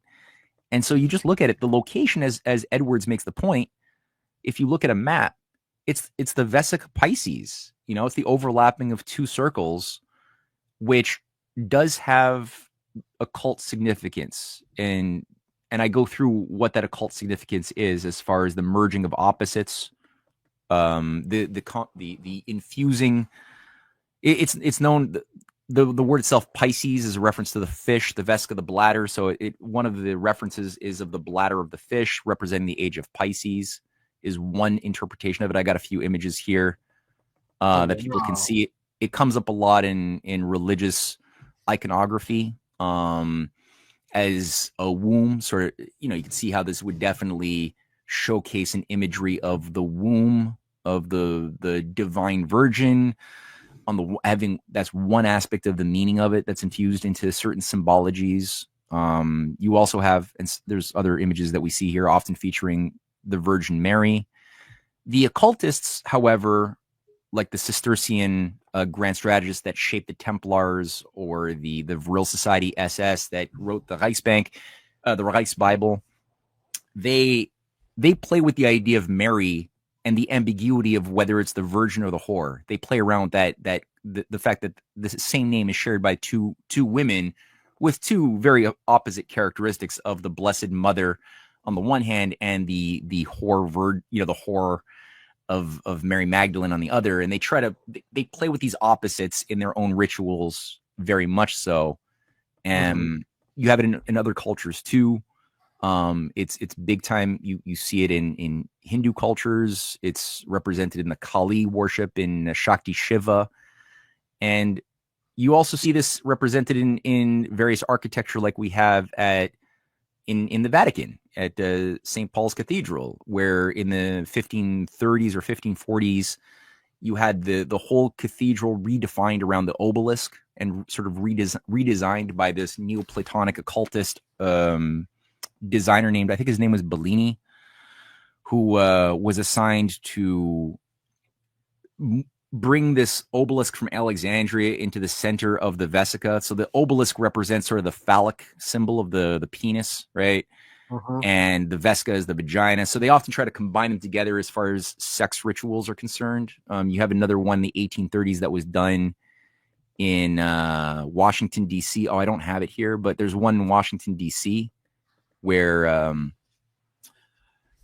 George Washington was, his identity as a Freemason was not he didn't take it that seriously. But what the oligarchy did after he died, in like 30 years after he died, is they started redefining his image as primarily like a Freemasonic occultist.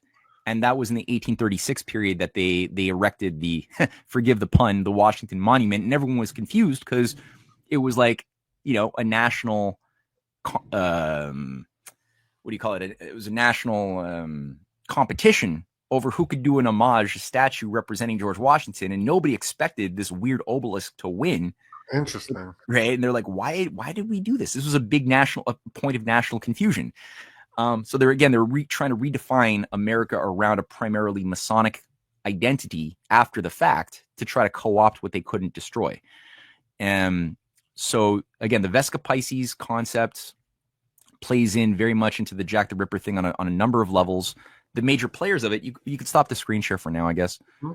The major I love that. I love the symbols and the breakdown of all that. Everybody got to go to the Matt Ehret Substack as well. It's the new year. Got to go get that Substack. Get the books. Order those books. Oh, thanks, man. Yeah, I hope so. It's it excites me when I see all that. Continue. It's connected to Jack the Ripper. Yeah. So on several levels, you have an intersection of several different concepts into the story of Jack the Ripper, which is number one, the fact that Charles Warren is a key figure overseeing the Ripper murders and the cover-up, as well as the killings. So who's Charles Warren? Sir Charles Warren is like one of the most powerful Grandmaster Freemasons of the British Empire, who was assigned to oversee directly by King Edward VII himself, the guy who was the first monarch since Richard the Lionheart to go to the Holy Land, which is what Richard the Lionheart was in the Holy Land during I think the Third Crusade, and had a Templar sort of symbol tattooed onto his chest. And this is the same thing that King Edward VII did when he went back and in 1862 and set up the Palestinian Expedition Fund, which he assigned Charles Warren to oversee, which was designed to excavate the Solomon caverns under the Temple Mount. Solomon, yeah. So like all of the material that was popularized in the pop culture by Steven Spielberg or George Lucas around the figure of Indiana Jones and the Lost Ark and the Holy Grail. A lot of that material that they used to create those scripts was derived directly from the work done by Charles Warren and the Palestinian Expedition Fund. He was also calling for the British Empire to take control of Jerusalem as they had during the days of the Kingdom of Jerusalem, which is sort of a fascist kingdom managed by Knights of Malta and Knights Templar. I think the Teutonic Order as well, which were all parts of the same thing.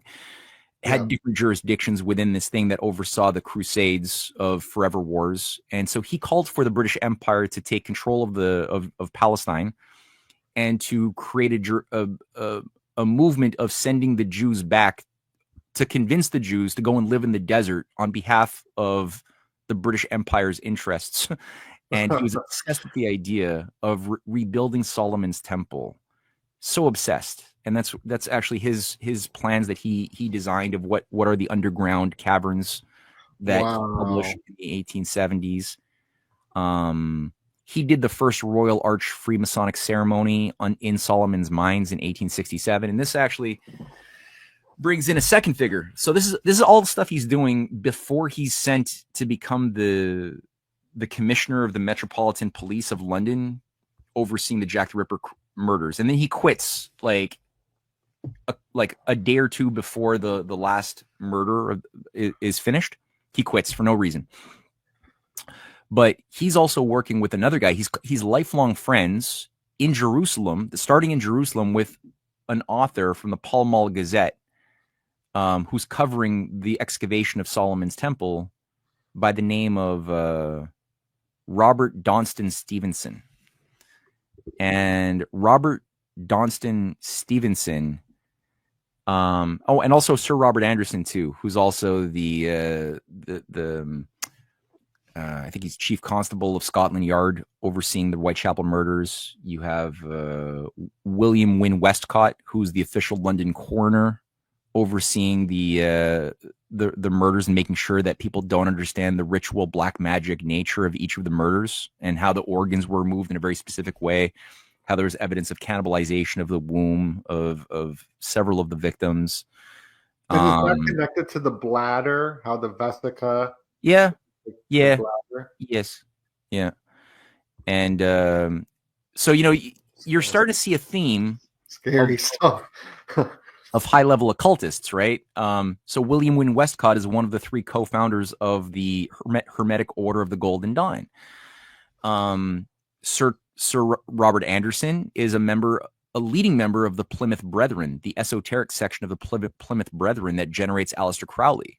Wow. Charles Warren is the highest level Grandmaster Freemason of the world at the time, who's assigned the weirdest job of becoming the head of the Metropolitan Police of London, right? Like, why would he be given that assignment for the position that he occupies? You're like, so there's something else that's really big.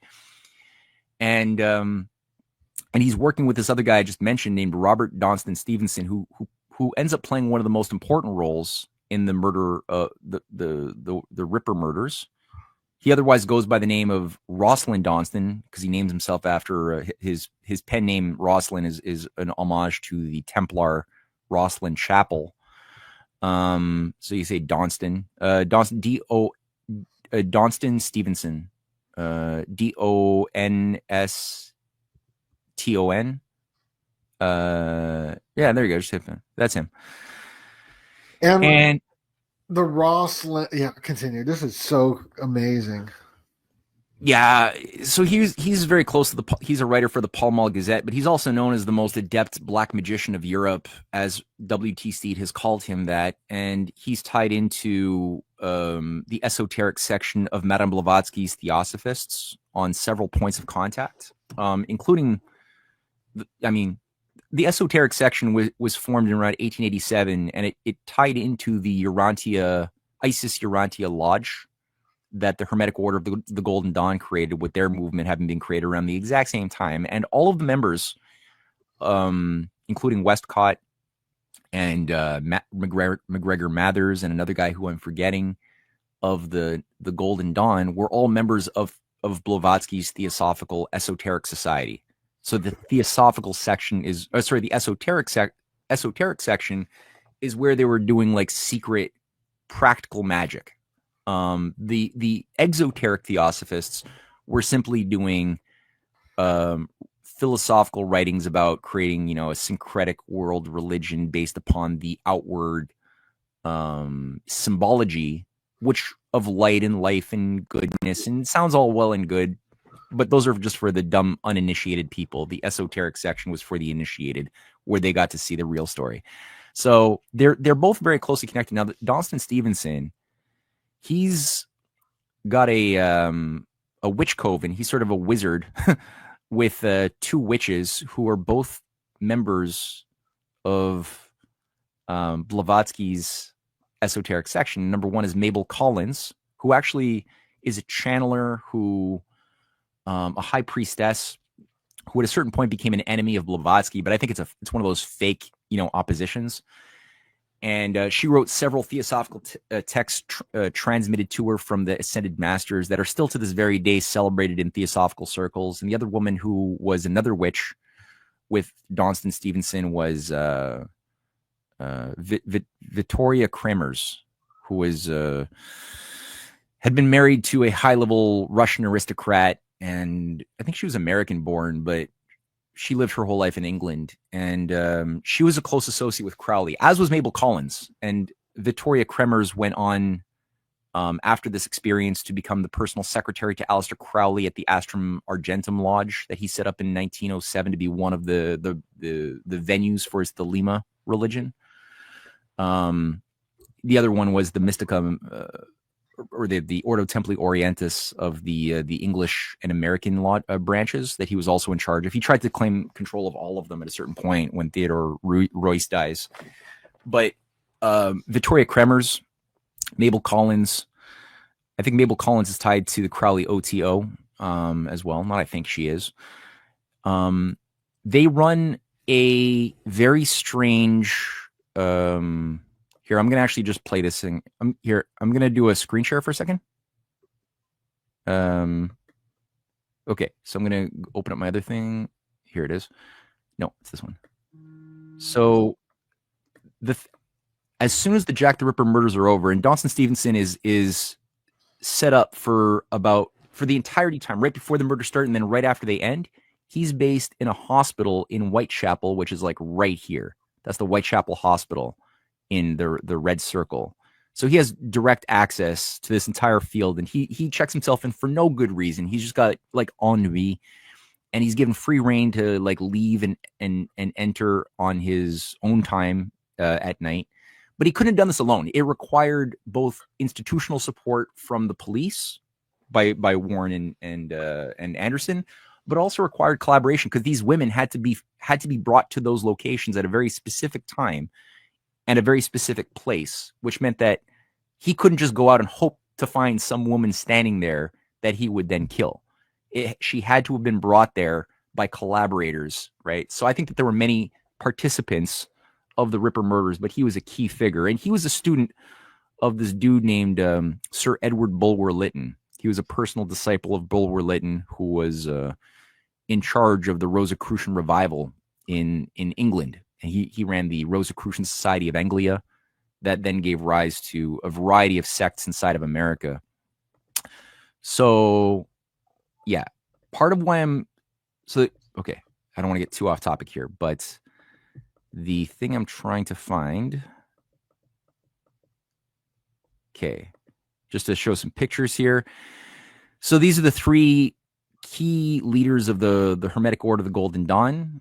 William Robert Woodman was the third guy I forgot. That's McGregor Mathers, who trains Crowley. That's William Wynne Westcott, the London coroner, working with Warren.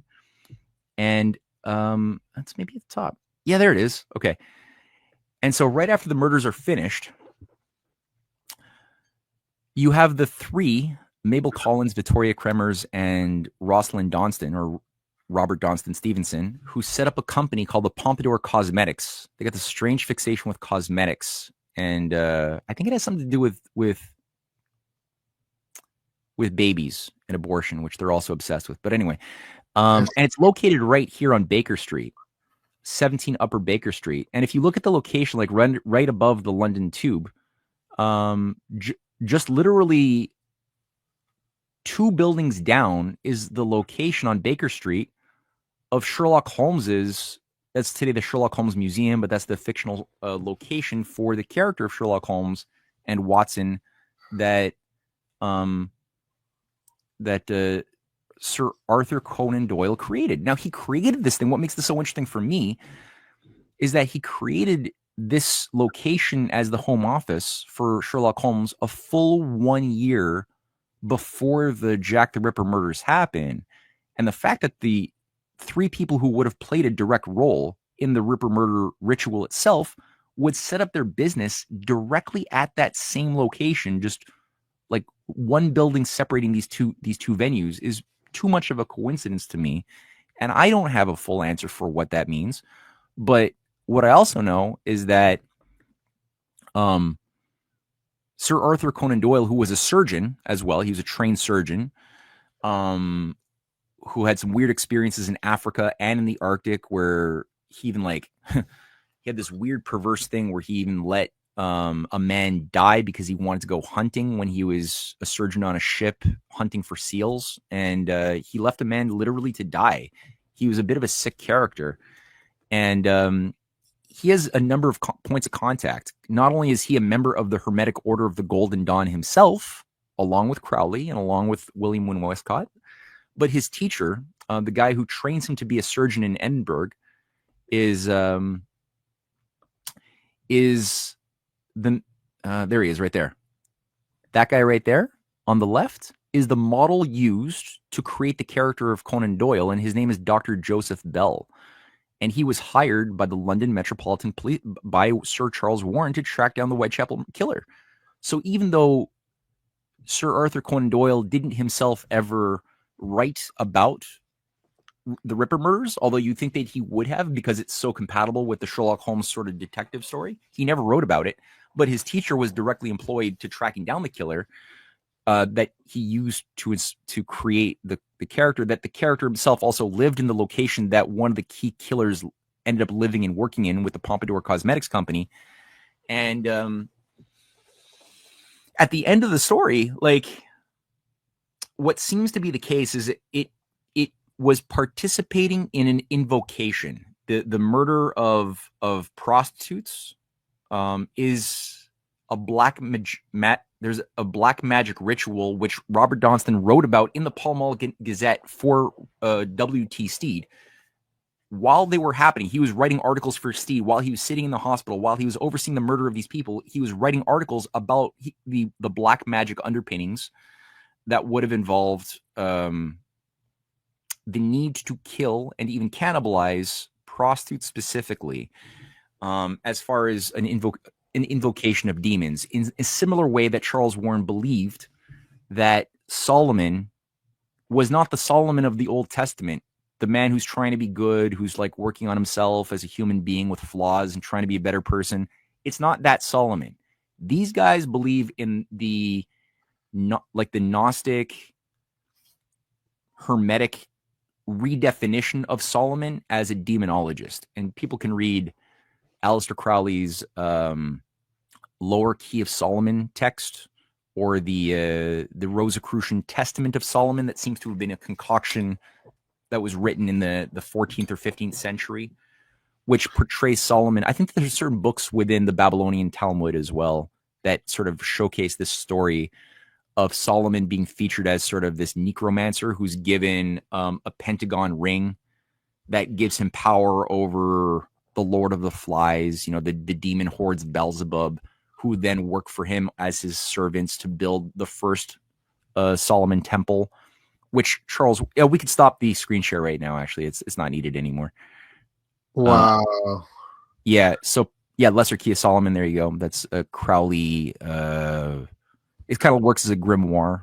A.E. Waite was another big Hermetic Order of the Golden Dawn figure who popularized the tarot in the West, who was also working on this thing. And these guys, so let me just say this. Charles Warren believes that the location of Solomon's Temple was the key headquarters of international human sacrifice. He believes that the two caverns under the Dome of the Rock, which is today where the Holy of Holies, a Muslim shrine, exists, that's the supposed location of Solomon's original temple, and the dome and the rock below the shrine, below the temple, is supposedly, I'm not convinced that this is true, but as the story goes, the location where Abraham was told to sacrifice his son, and then the angel stopped him. Which, as far as I see it now, is like I see that as a political intervention into human sacrifice, where it's like, now stop, right? We were doing that, and now it's over. No more killing your kids. So below that rock, which still exists, there's a little room. It's called the the room of the size or something. It's sort of a mythical. It's a room whereby the story goes, the souls of the dead live and are condemned to sit in this room of forever sadness. Anyway, people can go in. There's photographs of this room. Even now is what Charles Warren was exploring, and below that room, there's a second room. Below that's even more secretive. I don't know who's been in there in a long time. Charles Warren did go into that second room, and then protruding out of that room are tunnels, very big tunnels that go on a long distance. Actually, I might even have it here. Let me go see if I have it. Yeah, I actually went to Israel to the Wailing Wall and went in there, and they're like, this goes down really far because they're right next to each other. It's all connected. And it was like creepy how deep down, like you can look over the edge and see how far down it goes. Yeah.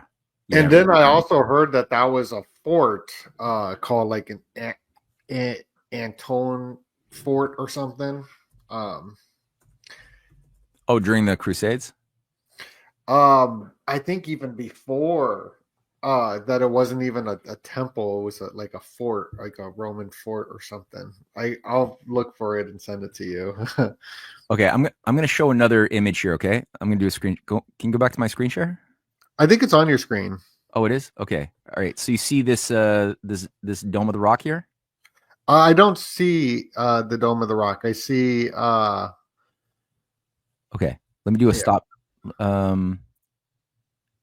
I think it's okay. Let me just reshare that. Present to. We'll do stop screen because it's really important based on what was just said. Share screen. There we go. I got it. Royal sacrifice of Prince. Okay, so this is one of the chapters in my story in volume 3. Is it's called The Royal Blood Sacrifice of Prince Albert Victor and Why the Oligarchy Hates the Jews.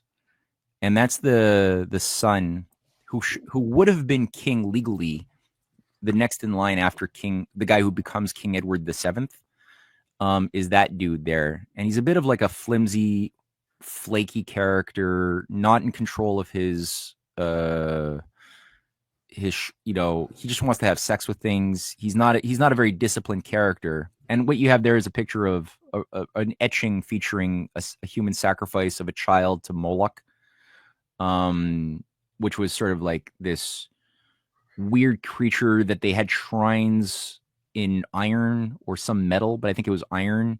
And below its ass was this furnace, so that it was a super boiling hot piece of metal that they would put little babies into the arms of the metal thing, and the baby would slowly cook itself to death at these mass pagan ritual sacrifices.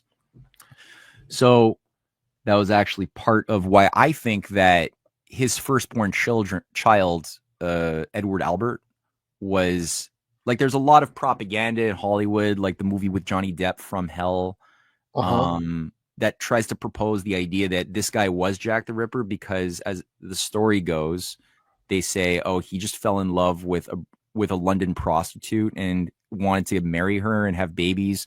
And the royal family and the Freemasons were so pissed that you would contaminate the bloodline that they had to eliminate the prostitute and all of the witnesses, which were all of the prostitute's friends, which they had to kill. That story is not true. I once believed that it might be true, but it's no longer. I don't longer believe that that's true at all. I think that they did kill this guy, though. He died when he was 29. He had syphilis out of the wazoo, but not because he was into broken women, like female prostitutes, and they were all in their 40s and 50s who were killed by Jack the Ripper. They were living rough lives, like they were not the type of women who looked pretty even. They didn't have teeth. The proposition that this guy would have fallen in love with one of them is inconceivable. And number two, he was gay. Yeah, he was totally gay. And there's the Maltese cross on his neck. That's him right there with his dad. So he's a junior Freemason. His dad's already Grand Master. And again, he would have been king. after his grandmother Victoria died, and after his father died, he would have been king. Turns out it was his brother. This is his lover, James Kenneth Stephen, who also was killed. He's actually a Cambridge apostle. And it's a weird story, but right, like within 20 days after Edward Albert dies, this guy also dies. He dies in the weirdest way, though. They say he committed suicide, but then you're like, how did he commit suicide? And they're like, the answer is he stopped eating. He starved himself to death because he was convinced that somebody was trying to poison him. So he didn't eat till he died. Like, that's not easy to do, to not eat until you die. Right. So his mom is also pretty weird too. Like that's his mom. It's not his mom. Sorry, the woman who's going to be his wife and Queen of England that he was like betrothed to. He dies, and then she goes off and marries his brother, and she still becomes queen. Which is again weird. That is strange. Yeah. How interesting. And I love the name of this article.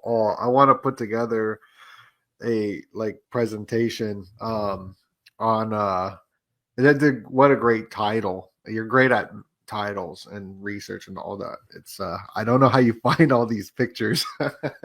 This one I had to Photoshop, but thanks. But the thing that I really wanted to get across, because we're talking about Solomon's temple as a zone of human sacrifice, and I got all these quotes from the Old Testament and Book of Kings and Psalms of David, like basically saying stop killing babies to Moloch and Baal. Like it's very clear. And there's like a picture of Abraham being told, don't kill your kid, stop it. That's Rembrandt who painted that. It's great. But here's the picture I really wanted to show. And I mentioned that there were these two caves, the cave of Sighs below the Dome of the Rock, and this other second cave with these tunnels, as you see, protruding out of that cave, which a man can walk down. Like these are very tall caves. And what Charles Warren writes about is like when addressing why were these tunnels made, he's very much convinced that these caves and tunnels was to collect the blood of human sacrifice victims. So we're talking like Aztec level mass sacrifice is how they're thinking. Wow. Yeah.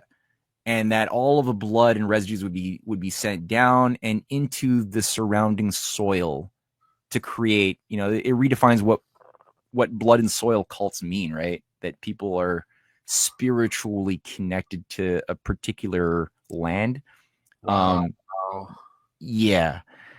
And yeah, there's some pictures of that I just threw in there of Baphomet and different, devil symbols. So all that to say, oh yeah, and this is like a little section on the Protocols of Zion, which does also seem to be promoted by leading Rosicrucian and Theosophical circles, especially tied to the Lodge of Memphis and Misraim, which Maurice Joly is also a member of the Memphis Misraim Lodge, but so is Theodore Royce, so is Gerard Ankaus, Papus, who's promoting this thing in Russia. So this thing is cooked up by leading occultists within the Akhrana. And part of what they need to do is a lot of Jews live in Russia. And part of their formula that they were working on, this actually comes out of the Jesuits, who had been working on this since the 1540s, as far as I could tell. Well, the Templars had already been obsessed with Solomon's temple for the same reasons. And I think they did want to rebuild it just the same way Julian the Apostate. You can stop the screen share for now. Sure. The same way that Julian the Apostate was sort of like the last real hardcore pagan emperor of Rome in the 360s. He was trying to rebuild Solomon's temple for the third time because it had gotten destroyed twice.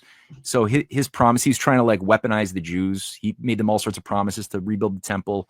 It didn't work out. He dies a little, before he could accomplish a lot, but he becomes like a real icon for Aleister Crowley, for every generation of occultists after him. They all use Julian the Apostate as like their role model of what needs to be revived. And Again, he saw himself walking the footsteps of Tiberius. The Isle of Capri was big with him. He was overseeing the spread of Isis temples in Londinium as well as in Paris, Para-Isis, which is, again, Julian the Apostate was a big protector and a member of the sect of Isis. Isis was also the cult that generated probably the most killer assassins. It was they used like Dionysian orgiastic rituals and Pythian priestess as well, and sacred priestesses that would, you know, provide sex to all of the devotees. So it was a good way of just like making young idiotic men libido obsessed fools fueled with drugs and sex that would lose themselves and then be deployable as human automata to go and carry out acts of atrocity on behalf of your controllers. Similar thing was done with the Oneida Lodge or the Manson Lodge or any of the OTO lodges that were producing so many killers, including the Saturnus Lodge. So it's like a template that they do is this ISIS thing. And I think that's what ISIS unveiled was really at its heart was like creating a more refined model of reviving these things. The Templars, again, worked with the assassins. The assassins were also groomed through a lot of sex. They had initiatory rites. They would be drugged up. They'd wake up in paradise, have sex with a bunch of maidens for a few weeks, and then all of a sudden be given a drug and would wake up, with an assignment to go and kill a consul or something. Mm-hmm. And they do it, and they would work with the Templars, and they would take turns assassinating each other's enemies, even though one was nominally Muslim and one of them was nominally Christian. It didn't matter. So I think that a lot of these things are connected on that level. And what was I going to say? The idea of scaring the Jews. That's it. So there was a lot of Jews living in Russia and Eastern Europe, and part of the formula that the Jesuits came up with in the 1540s around this guy Francisco Ribera, who was a Jesuit grand strategist who was a leader at the Council of Trent, sort of a counter-Reformation council to just try to do a scorched earth policy against Protestants. So it was a way to nudge Catholics towards becoming like more hardcore fascist types, and to also drive more Protestants into hyper violence in defense of their new religion. That was one of the techniques that was used, was the Council of Trent. And coming out of Ribera's writings, which were revived in the 19th century, was this idea that we could create this eschatology that would bring in the Antichrist from Jerusalem and rebuild Solomon's temple. But in Ribera's writings, that was infused with the idea that the Jews have to be brought there as well. But the Jews are spread out around the world. So how are you going to get them there? And it kind of like nobody had a solution for that problem for a while. So they kind of like just stopped talking about it. And then in the 1820s, a lot of his texts were rediscovered. And the idea was revived by some figures who created the Plymouth Brethren, who created Christian Zionism, rapture theology, premillennial dispensationalism, right? That's the Council of Trent from Wikipedia. People could read that. And so part of the problem was the Jews living in Europe and Russia were they didn't want to leave. They're like, centuries were spent there. So why would they leave? And so you had to create a situation of political terror where Jewish people especially wouldn't feel comfortable living in your homelands, wherever that might be. And so that's what they're doing now. I swear. Like if I'm Jewish, I'm Jewish and my family's Jewish, and like that's the thing is like I'm like, where am I supposed to run to now? Like, like they're doing that right now. So yeah, but I'm such a small minority of the population that none of my opinions will matter on like so I love this information that you're saying, because it makes me understand what's happening right now. Because if you're Jewish, you're trying to figure out where to go if you're with the rise of anti-Semitism and whatnot. Yeah, well, I mean, it's coming in heavier and heavier, and it that always tends to happen whenever the economy goes to shit, because the oligarchy is trying to kill us all. Whenever like it goes, it's like there's always this easy scarecrow of just hate the Jews, it's their fault. And And the Templars, before they even made it to the Holy Land for the First Crusade, before they got to the Holy Land, they wiped out several hundred Jewish families. Like they just wiped them out en route to get to the Holy Land to fight the Muslims along the way, because it's Jesus killers. And so the Theosophists hate the Jews too. That's the irony, is that when you read the writings of Charles Warren or Aleister Crowley, like they like Kabbalists. They like because the Kabbalists that they like, and there might be some good traditions of Kabbalism, I don't know. I've been told that there's some healthier interpretations of it, maybe, but the ones I've been looking at are not that. They like the types that are tied to, basically the Babylonian high priesthood, which was, it seems, where a lot of the black magic of Kabbalah was defined and infused into Jewish doctrines around a high priesthood of Babylonian traders who called themselves maybe rabbis or Jewish leaders, but they really weren't. They were just taking Babylonian myths and Babylonian esoteric practices for the high priesthood and then redefining it for a Jewish sort of audience to be a self-controlling thing based upon a cryptic, like let's take every, 77th letter of the Torah and treat the Torah as one giant, like word or what sound. And then we'll like have secret meetings that only an elite can know. Again, it's again, cipher, cryptography stuff. And that there's certain rituals like going into a self-induced hypnosis or trance using like incense, light, maybe a bit of hallucinogenic opium or something. And you can go and get a mystical experience that way and come out of it like a new man or new woman, whatever. So that they like. That's what the Nazis liked as well. When you had Eichmann studying Hebrew, and Eichmann was obsessed with bringing a bunch of Jews as well into the Holy Land. It's not like he liked the Jews. I wonder he hated them. Yeah, why do they want them all there? Is it, you think that we get off the deep end maybe, but from what you're showing, it seems like the get people there to charge the soil with that ritual thing that you were showing me. I don't know. But from everything that you've been talking about, it's really make me understand the manipulation at play. Everybody's got to watch all of our videos that we've done together, because I've asked these like questions and understanding what's going on through the October 7th and all the war stuff going on, to the like all the connections with the United Nations and then the Templars. It seems that this is what's going on. Is some Knights Templar assassin order, like these mystery cults, and this topic is not really popular. What's popular, it's the Jews, but like that's what's popular, it seems like. But I don't know. Mm-hmm. Well, I'm just looking for a picture. Yeah, I mean, one of the so these guys who are putting all of this effort into creating this new cultural movement to convince the Jews to just go and live in the desert, they don't like the Jews. The authors of the Balfour Accords that justify the creation of the state of Israel are people like Lloyd George, who's a pro-Nazi fascist who hates the Jews. Leo Amory, also an anti-Semite, hates the Jews. His kid Julian Amory ends up like working to oversee Operation Gladio and a bunch of unreconstructed Nazis who go to work for the CIA in the Cold War. Milner is another co-author of the Balfour Accords, and Lord Balfour. Lord Balfour himself is he despises the Jews.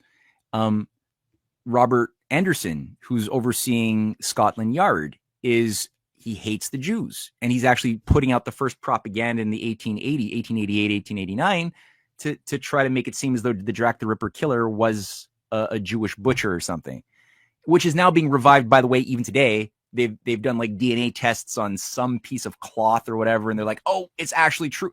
It was a Jewish killer who was the serial killer of Jack. That's actually something that's in CNN today, or this week. Well, that's the thing, is that the mainstream media is like very anti-Israel. The United Nations anti-Israel as well, and then you got all these big figures Candace Owens, Dan Brazilian, very famous, really pushing like a lot of it's the Jews stuff as well. And then all the video footage that makes the Jews just look like really bad. And then that's just like more amped and promoted Well, as well. And then it's just was strange.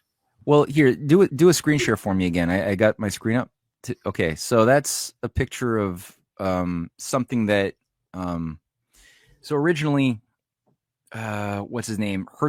Theodore Herzl, who is an atheist anyway. Like he wasn't even, his identity wasn't even a religious Jew. He's an atheist, kind of a misanthrope. He was a follower of Nietzsche. He was selected to be sort of the front man to promote this new movement. And he had this view of consolidating this promise of God to Moses or whatever, and that, that Israel was going to have a certain size to it at some point. Now, that wasn't going to be easy at the time that he was speaking in the 1890s. And that's where the greater Israel concept came out of, that it's the rightful place for the Jews to claim this entirety of the zone that's like a third of Saudi Arabia and half of Iraq and most of Syria and all of Jordan and Lebanon and a bunch of Israel all the way to the Nile and up to the Euphrates. And that geography, a lot of Jews didn't care. Like, they didn't want that. They just wanted a place to be safe. That was their primary motive. I would say like 97% of the Jews, most of whom would have preferred to have gone to Miami, then after A real Holy Land, yes. but, but there was a lot of effort to try to like create an infrastructure, create a space for them to just go to that specific location that was going to be in a geopolitically expedient spot where all of the different civilizations of the world intersect right there in the Middle East. And that was always known. Whoever could control that area, as Mackinder made the point, between the Red Sea and the Mediterranean would be, and the Persian Sea, would be able to control the heartland, with the entire world island, as they say, right? Where Africa meets Europe and Asia and Russia, everything intersects there. So if you can keep that zone controlled and destabilized, you can control strategically everything. So that was part of the idea, I think. Then you had a bunch of, so if I'm going to scroll up here, one of the things that the Plymouth Brethren occultists were obsessed with in terms of creating a hub in which revelation could be manifest, like this dude. That's what it seems like. It's all this whole thing going on is part of it. Getting everyone to even hate the Jews in Israel is part of that. It seems like. Yeah, it's all part of it. It's you got to bring out the worst elements and promote the worst elements of every culture and make that appear to be what the culture itself is, so that people will hate Americans. They would rather America be destroyed, because America, all they can associate with the United States is a country of slavery, white supremacism, hypocrisy, empire, exploitation. And if that's all America is, then I could understand why young people would want that thing to be destroyed. So they define everything around the most worst expression of itself, so that you miss the good that made these things viable in the first place, and all of the beautiful good ideas and good, like everything good that came out of Christianity or Judaism. They want to erase that and just have the worst behavior become the thing. So, but part of what they want around this greater Israel concept is the revival of Babylon. So the geography of the first Babylonian empire of Nebuchadnezzar occupies a terrain which is not that dissimilar from the greater Israel map. Yeah, it looks just like it. It's pretty close, right? And in the writings by these Plymouth Brethren freaks, like this guy George Pember, who's done work on the that guy there, who did a lot of work on the. He was a very close collaborator with Nelson Darby. He's very clear that we have to recreate Babylon as high fidelity as possible in order for the Antichrist to emerge, and for a purgative violence, like sort of a cleansing of humanity to occur. Now, ultimately, what they all want to do is bring in the kingdom of Jerusalem. So out of the ashes of the thing that can be induced to kill all of the Arabs and the Jews, because they despise Arabs and Jews. They think that they're subhuman. They're from one of the earlier like Lemurian root races of the theosophical cosmology of this neo-Darwinian spiritual eugenics. Right. Blavatsky promoted this idea that there's 7 root races, and we're at the end point of the 5th root race, and the inferior species of dark-skinned people, and they come from like an earlier Lemurian root race that they're still like carryovers that should have been extinguished by now by just the forces of evolution. And the Aryan and Teutonic breeds come out of the higher Atlantean root race, which are the seed for the new species, the new transhumanist species that will emerge. That's how they think about it. And so in their world, it's very natural that the inferior Lemurian connected root races be extinguished because they're stubborn. And so they want to create a situation of cataclysmic annihilation within the Middle East that will kill, again, most of the Arabs and most of the Jews will just be induced to slaughter themselves. And then out of the chaos, they believe that they can sort of control the reimposition of some new order that would look a lot like the old Templar kingdom of Jerusalem, which would be the seat of some sort of a new Aeon of Horus or some shit, whereby, they can get back to the good old fashioned mass human sacrifices. Everyone could just be in a Dionysian orgy of drugs who are allowed to survive, and those who are not have to be slaves living in squalor, and we'll have alien gods, to sacrifice to and to pray to in this new revelation for the new Aeon of Seth or Horus or Aquarius, whatever you want to call it. So that's my concern right now, of one of those, like, the negative nudging that we're being pushed towards is that type of reset. And there's obviously things, when you look at this history, you could see that there's all these points of weakness that the oligarchy is afraid of, that humans have brought, have been able to invoke through tapping into our own divine nature, that allows us to be liberated from the traps and the games that the oligarchy wants us to step into, including especially like the role of leading Platonic Jewish and Christian collaborators like Saint Peter and Rabbi Philo of Alexandria, just a few decades after Jesus was killed, who are working together to expose Simon the Magician, who gives rise to all of the Gnostic cults that were trying to subvert Christianity from within and conduct child sacrifice under the name of Christianity. He was being exposed. He was being supported by Nero, by Caligula, but he was exposed by the work of Rabbi Philo and Saint Peter. You had like leading Jewish and Christian and Muslim collaborators working together in the like 8th, 9th centuries with Charlemagne, Harun al-Rashid, King Bulan, the Turkic king who brought in Judaism into Khazaria. They were working to create this Renaissance dynamic of collaboration with the Chinese Tang dynasty in opposition to this oligarchical mystery cult priesthood of forever wars and superstition. Like, they were all working together in opposition. And that's the type of thing that the oligarchy hates and fears. And so my philosophy is, whatever the oligarchy is afraid of is what we should try to study and figure out how to tap into that stuff more.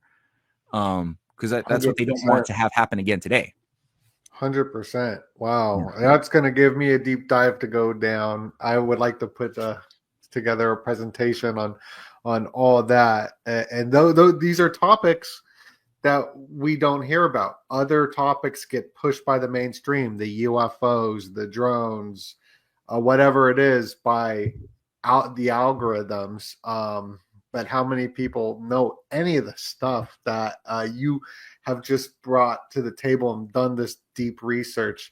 This has been incredible, Matt. I'm so grateful for you to come on here. And I got all of your links down below. Make sure to grab all 3 of these books. I could just keep on talking forever and listening to you. And here's your Substack. Go subscribe to the Substack. Go to the website. But go grab these books. Absolutely incredible. Yeah, I don't want to take up too much of your time. No, this was good, dude, man. Like I obviously I spent every waking hour of the last several years of my life thinking about nothing but this. So chances to talk about this is like the purpose of my life. So this is good, man. I don't yeah, this is nice. I could have kept talking, and if we want to do a follow up chat at some point down the line on volume 2 on the occult Tesla and Elon and Thiel operation, which brings in a bit of Darwin and Newton as well as synthetic fake cardboard cutouts that offered nothing to human progress or science, but were traps, all of them. We could do that too at some point. Oh, I would love that. Yeah, I would love that.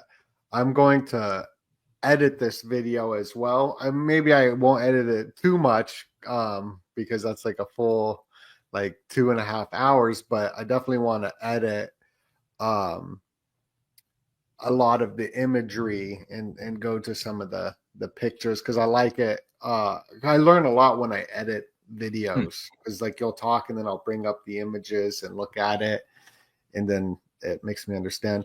Where would you like people to go to, and what can we look out for in 2025?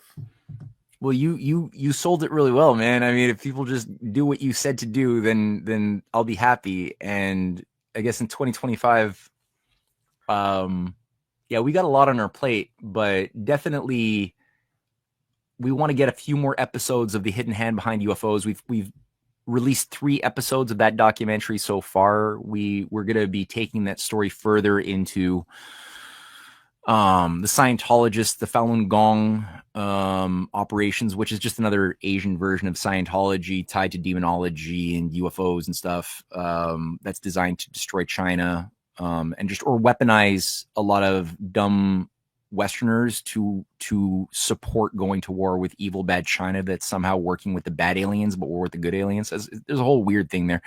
Anyway, that story's coming out in one of the future episodes, and Cynthia's got a lot. She's got further up volumes. She just produced a second volume of her series on towards the making of a world religion on Jesuits and anthropologists and the creation of a new ghost dance religion. So that's a wild story that she's got going into how a lot of the Smithsonian and Jesuit operations to create sacred stories for natives has been redefined or used again, but now to weaponize and drive a bunch of Christians towards their own self-annihilation in the same way that the Jesuits manipulated the natives to do the ghost dance religion and basically create a mass suicide by running into bullets of American soldiers in the 1890s.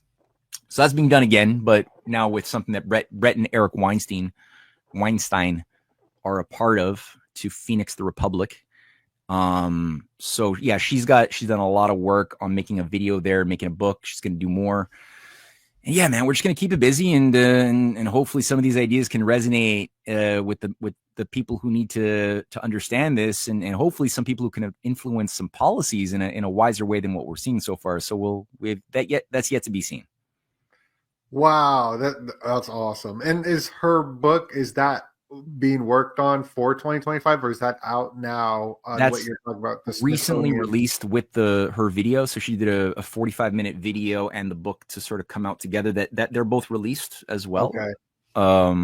And maybe you guys could have a chat about that at some point soon. Yeah, because I like how she uncovered how the Jesuit 32 spoke sun wheel and Smithsonian is 16 and it's cut in half on her Substack. She showed that was pretty mind blowing.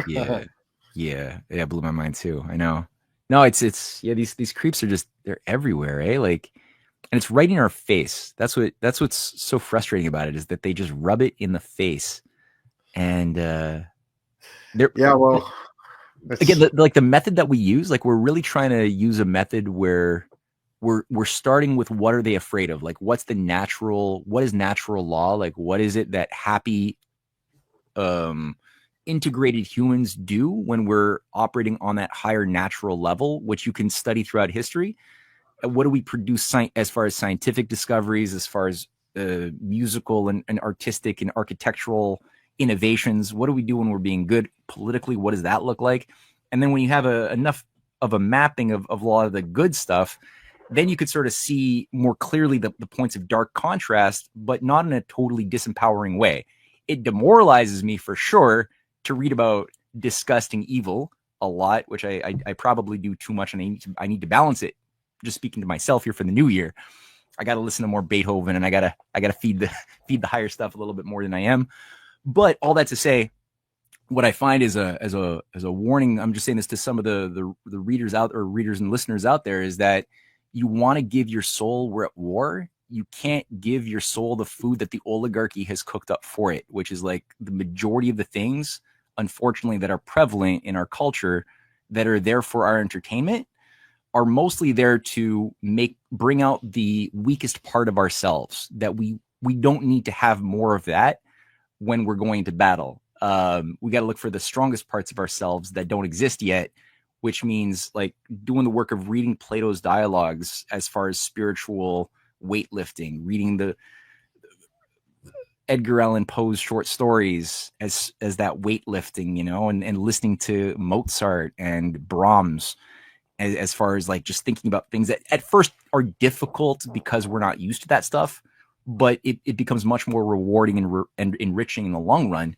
to do that. And you find that your creative powers work better, your sense of self-happiness works better, your ability to overcome problems is just working better. And so that's the only way to look, because a lot of people, by only looking at the dark stuff, they kind of drown out. Like it becomes too much and they burn out. And I've seen it myself. I've seen it in so many other people, and we're going into 2025. So it's going to get a lot more challenging, and there could be a lot more opportunities to encounter a lot of dark shit in our lives. So we have to be as strong as possible when we get ready to encounter that stuff, right? So that's just a little message, a little New Year's message to the audience. I love that. That's amazing. Yeah, and also like all the research of that you do, even if it is dark, I feel like it's more positive than watching the TikTok algorithm, Twitter post, which are just these little short memes that seem to be given the whole entire conspiracy world brain rot, where they're just like not functional. Your content, even as if it gets dark or whatever, it's learning, it's long form, it's good. And I'm just so grateful for you, Matt. Thank you so much. This has been a great episode. Everybody, smash that like button. It's Doenut. Much love, and God bless you.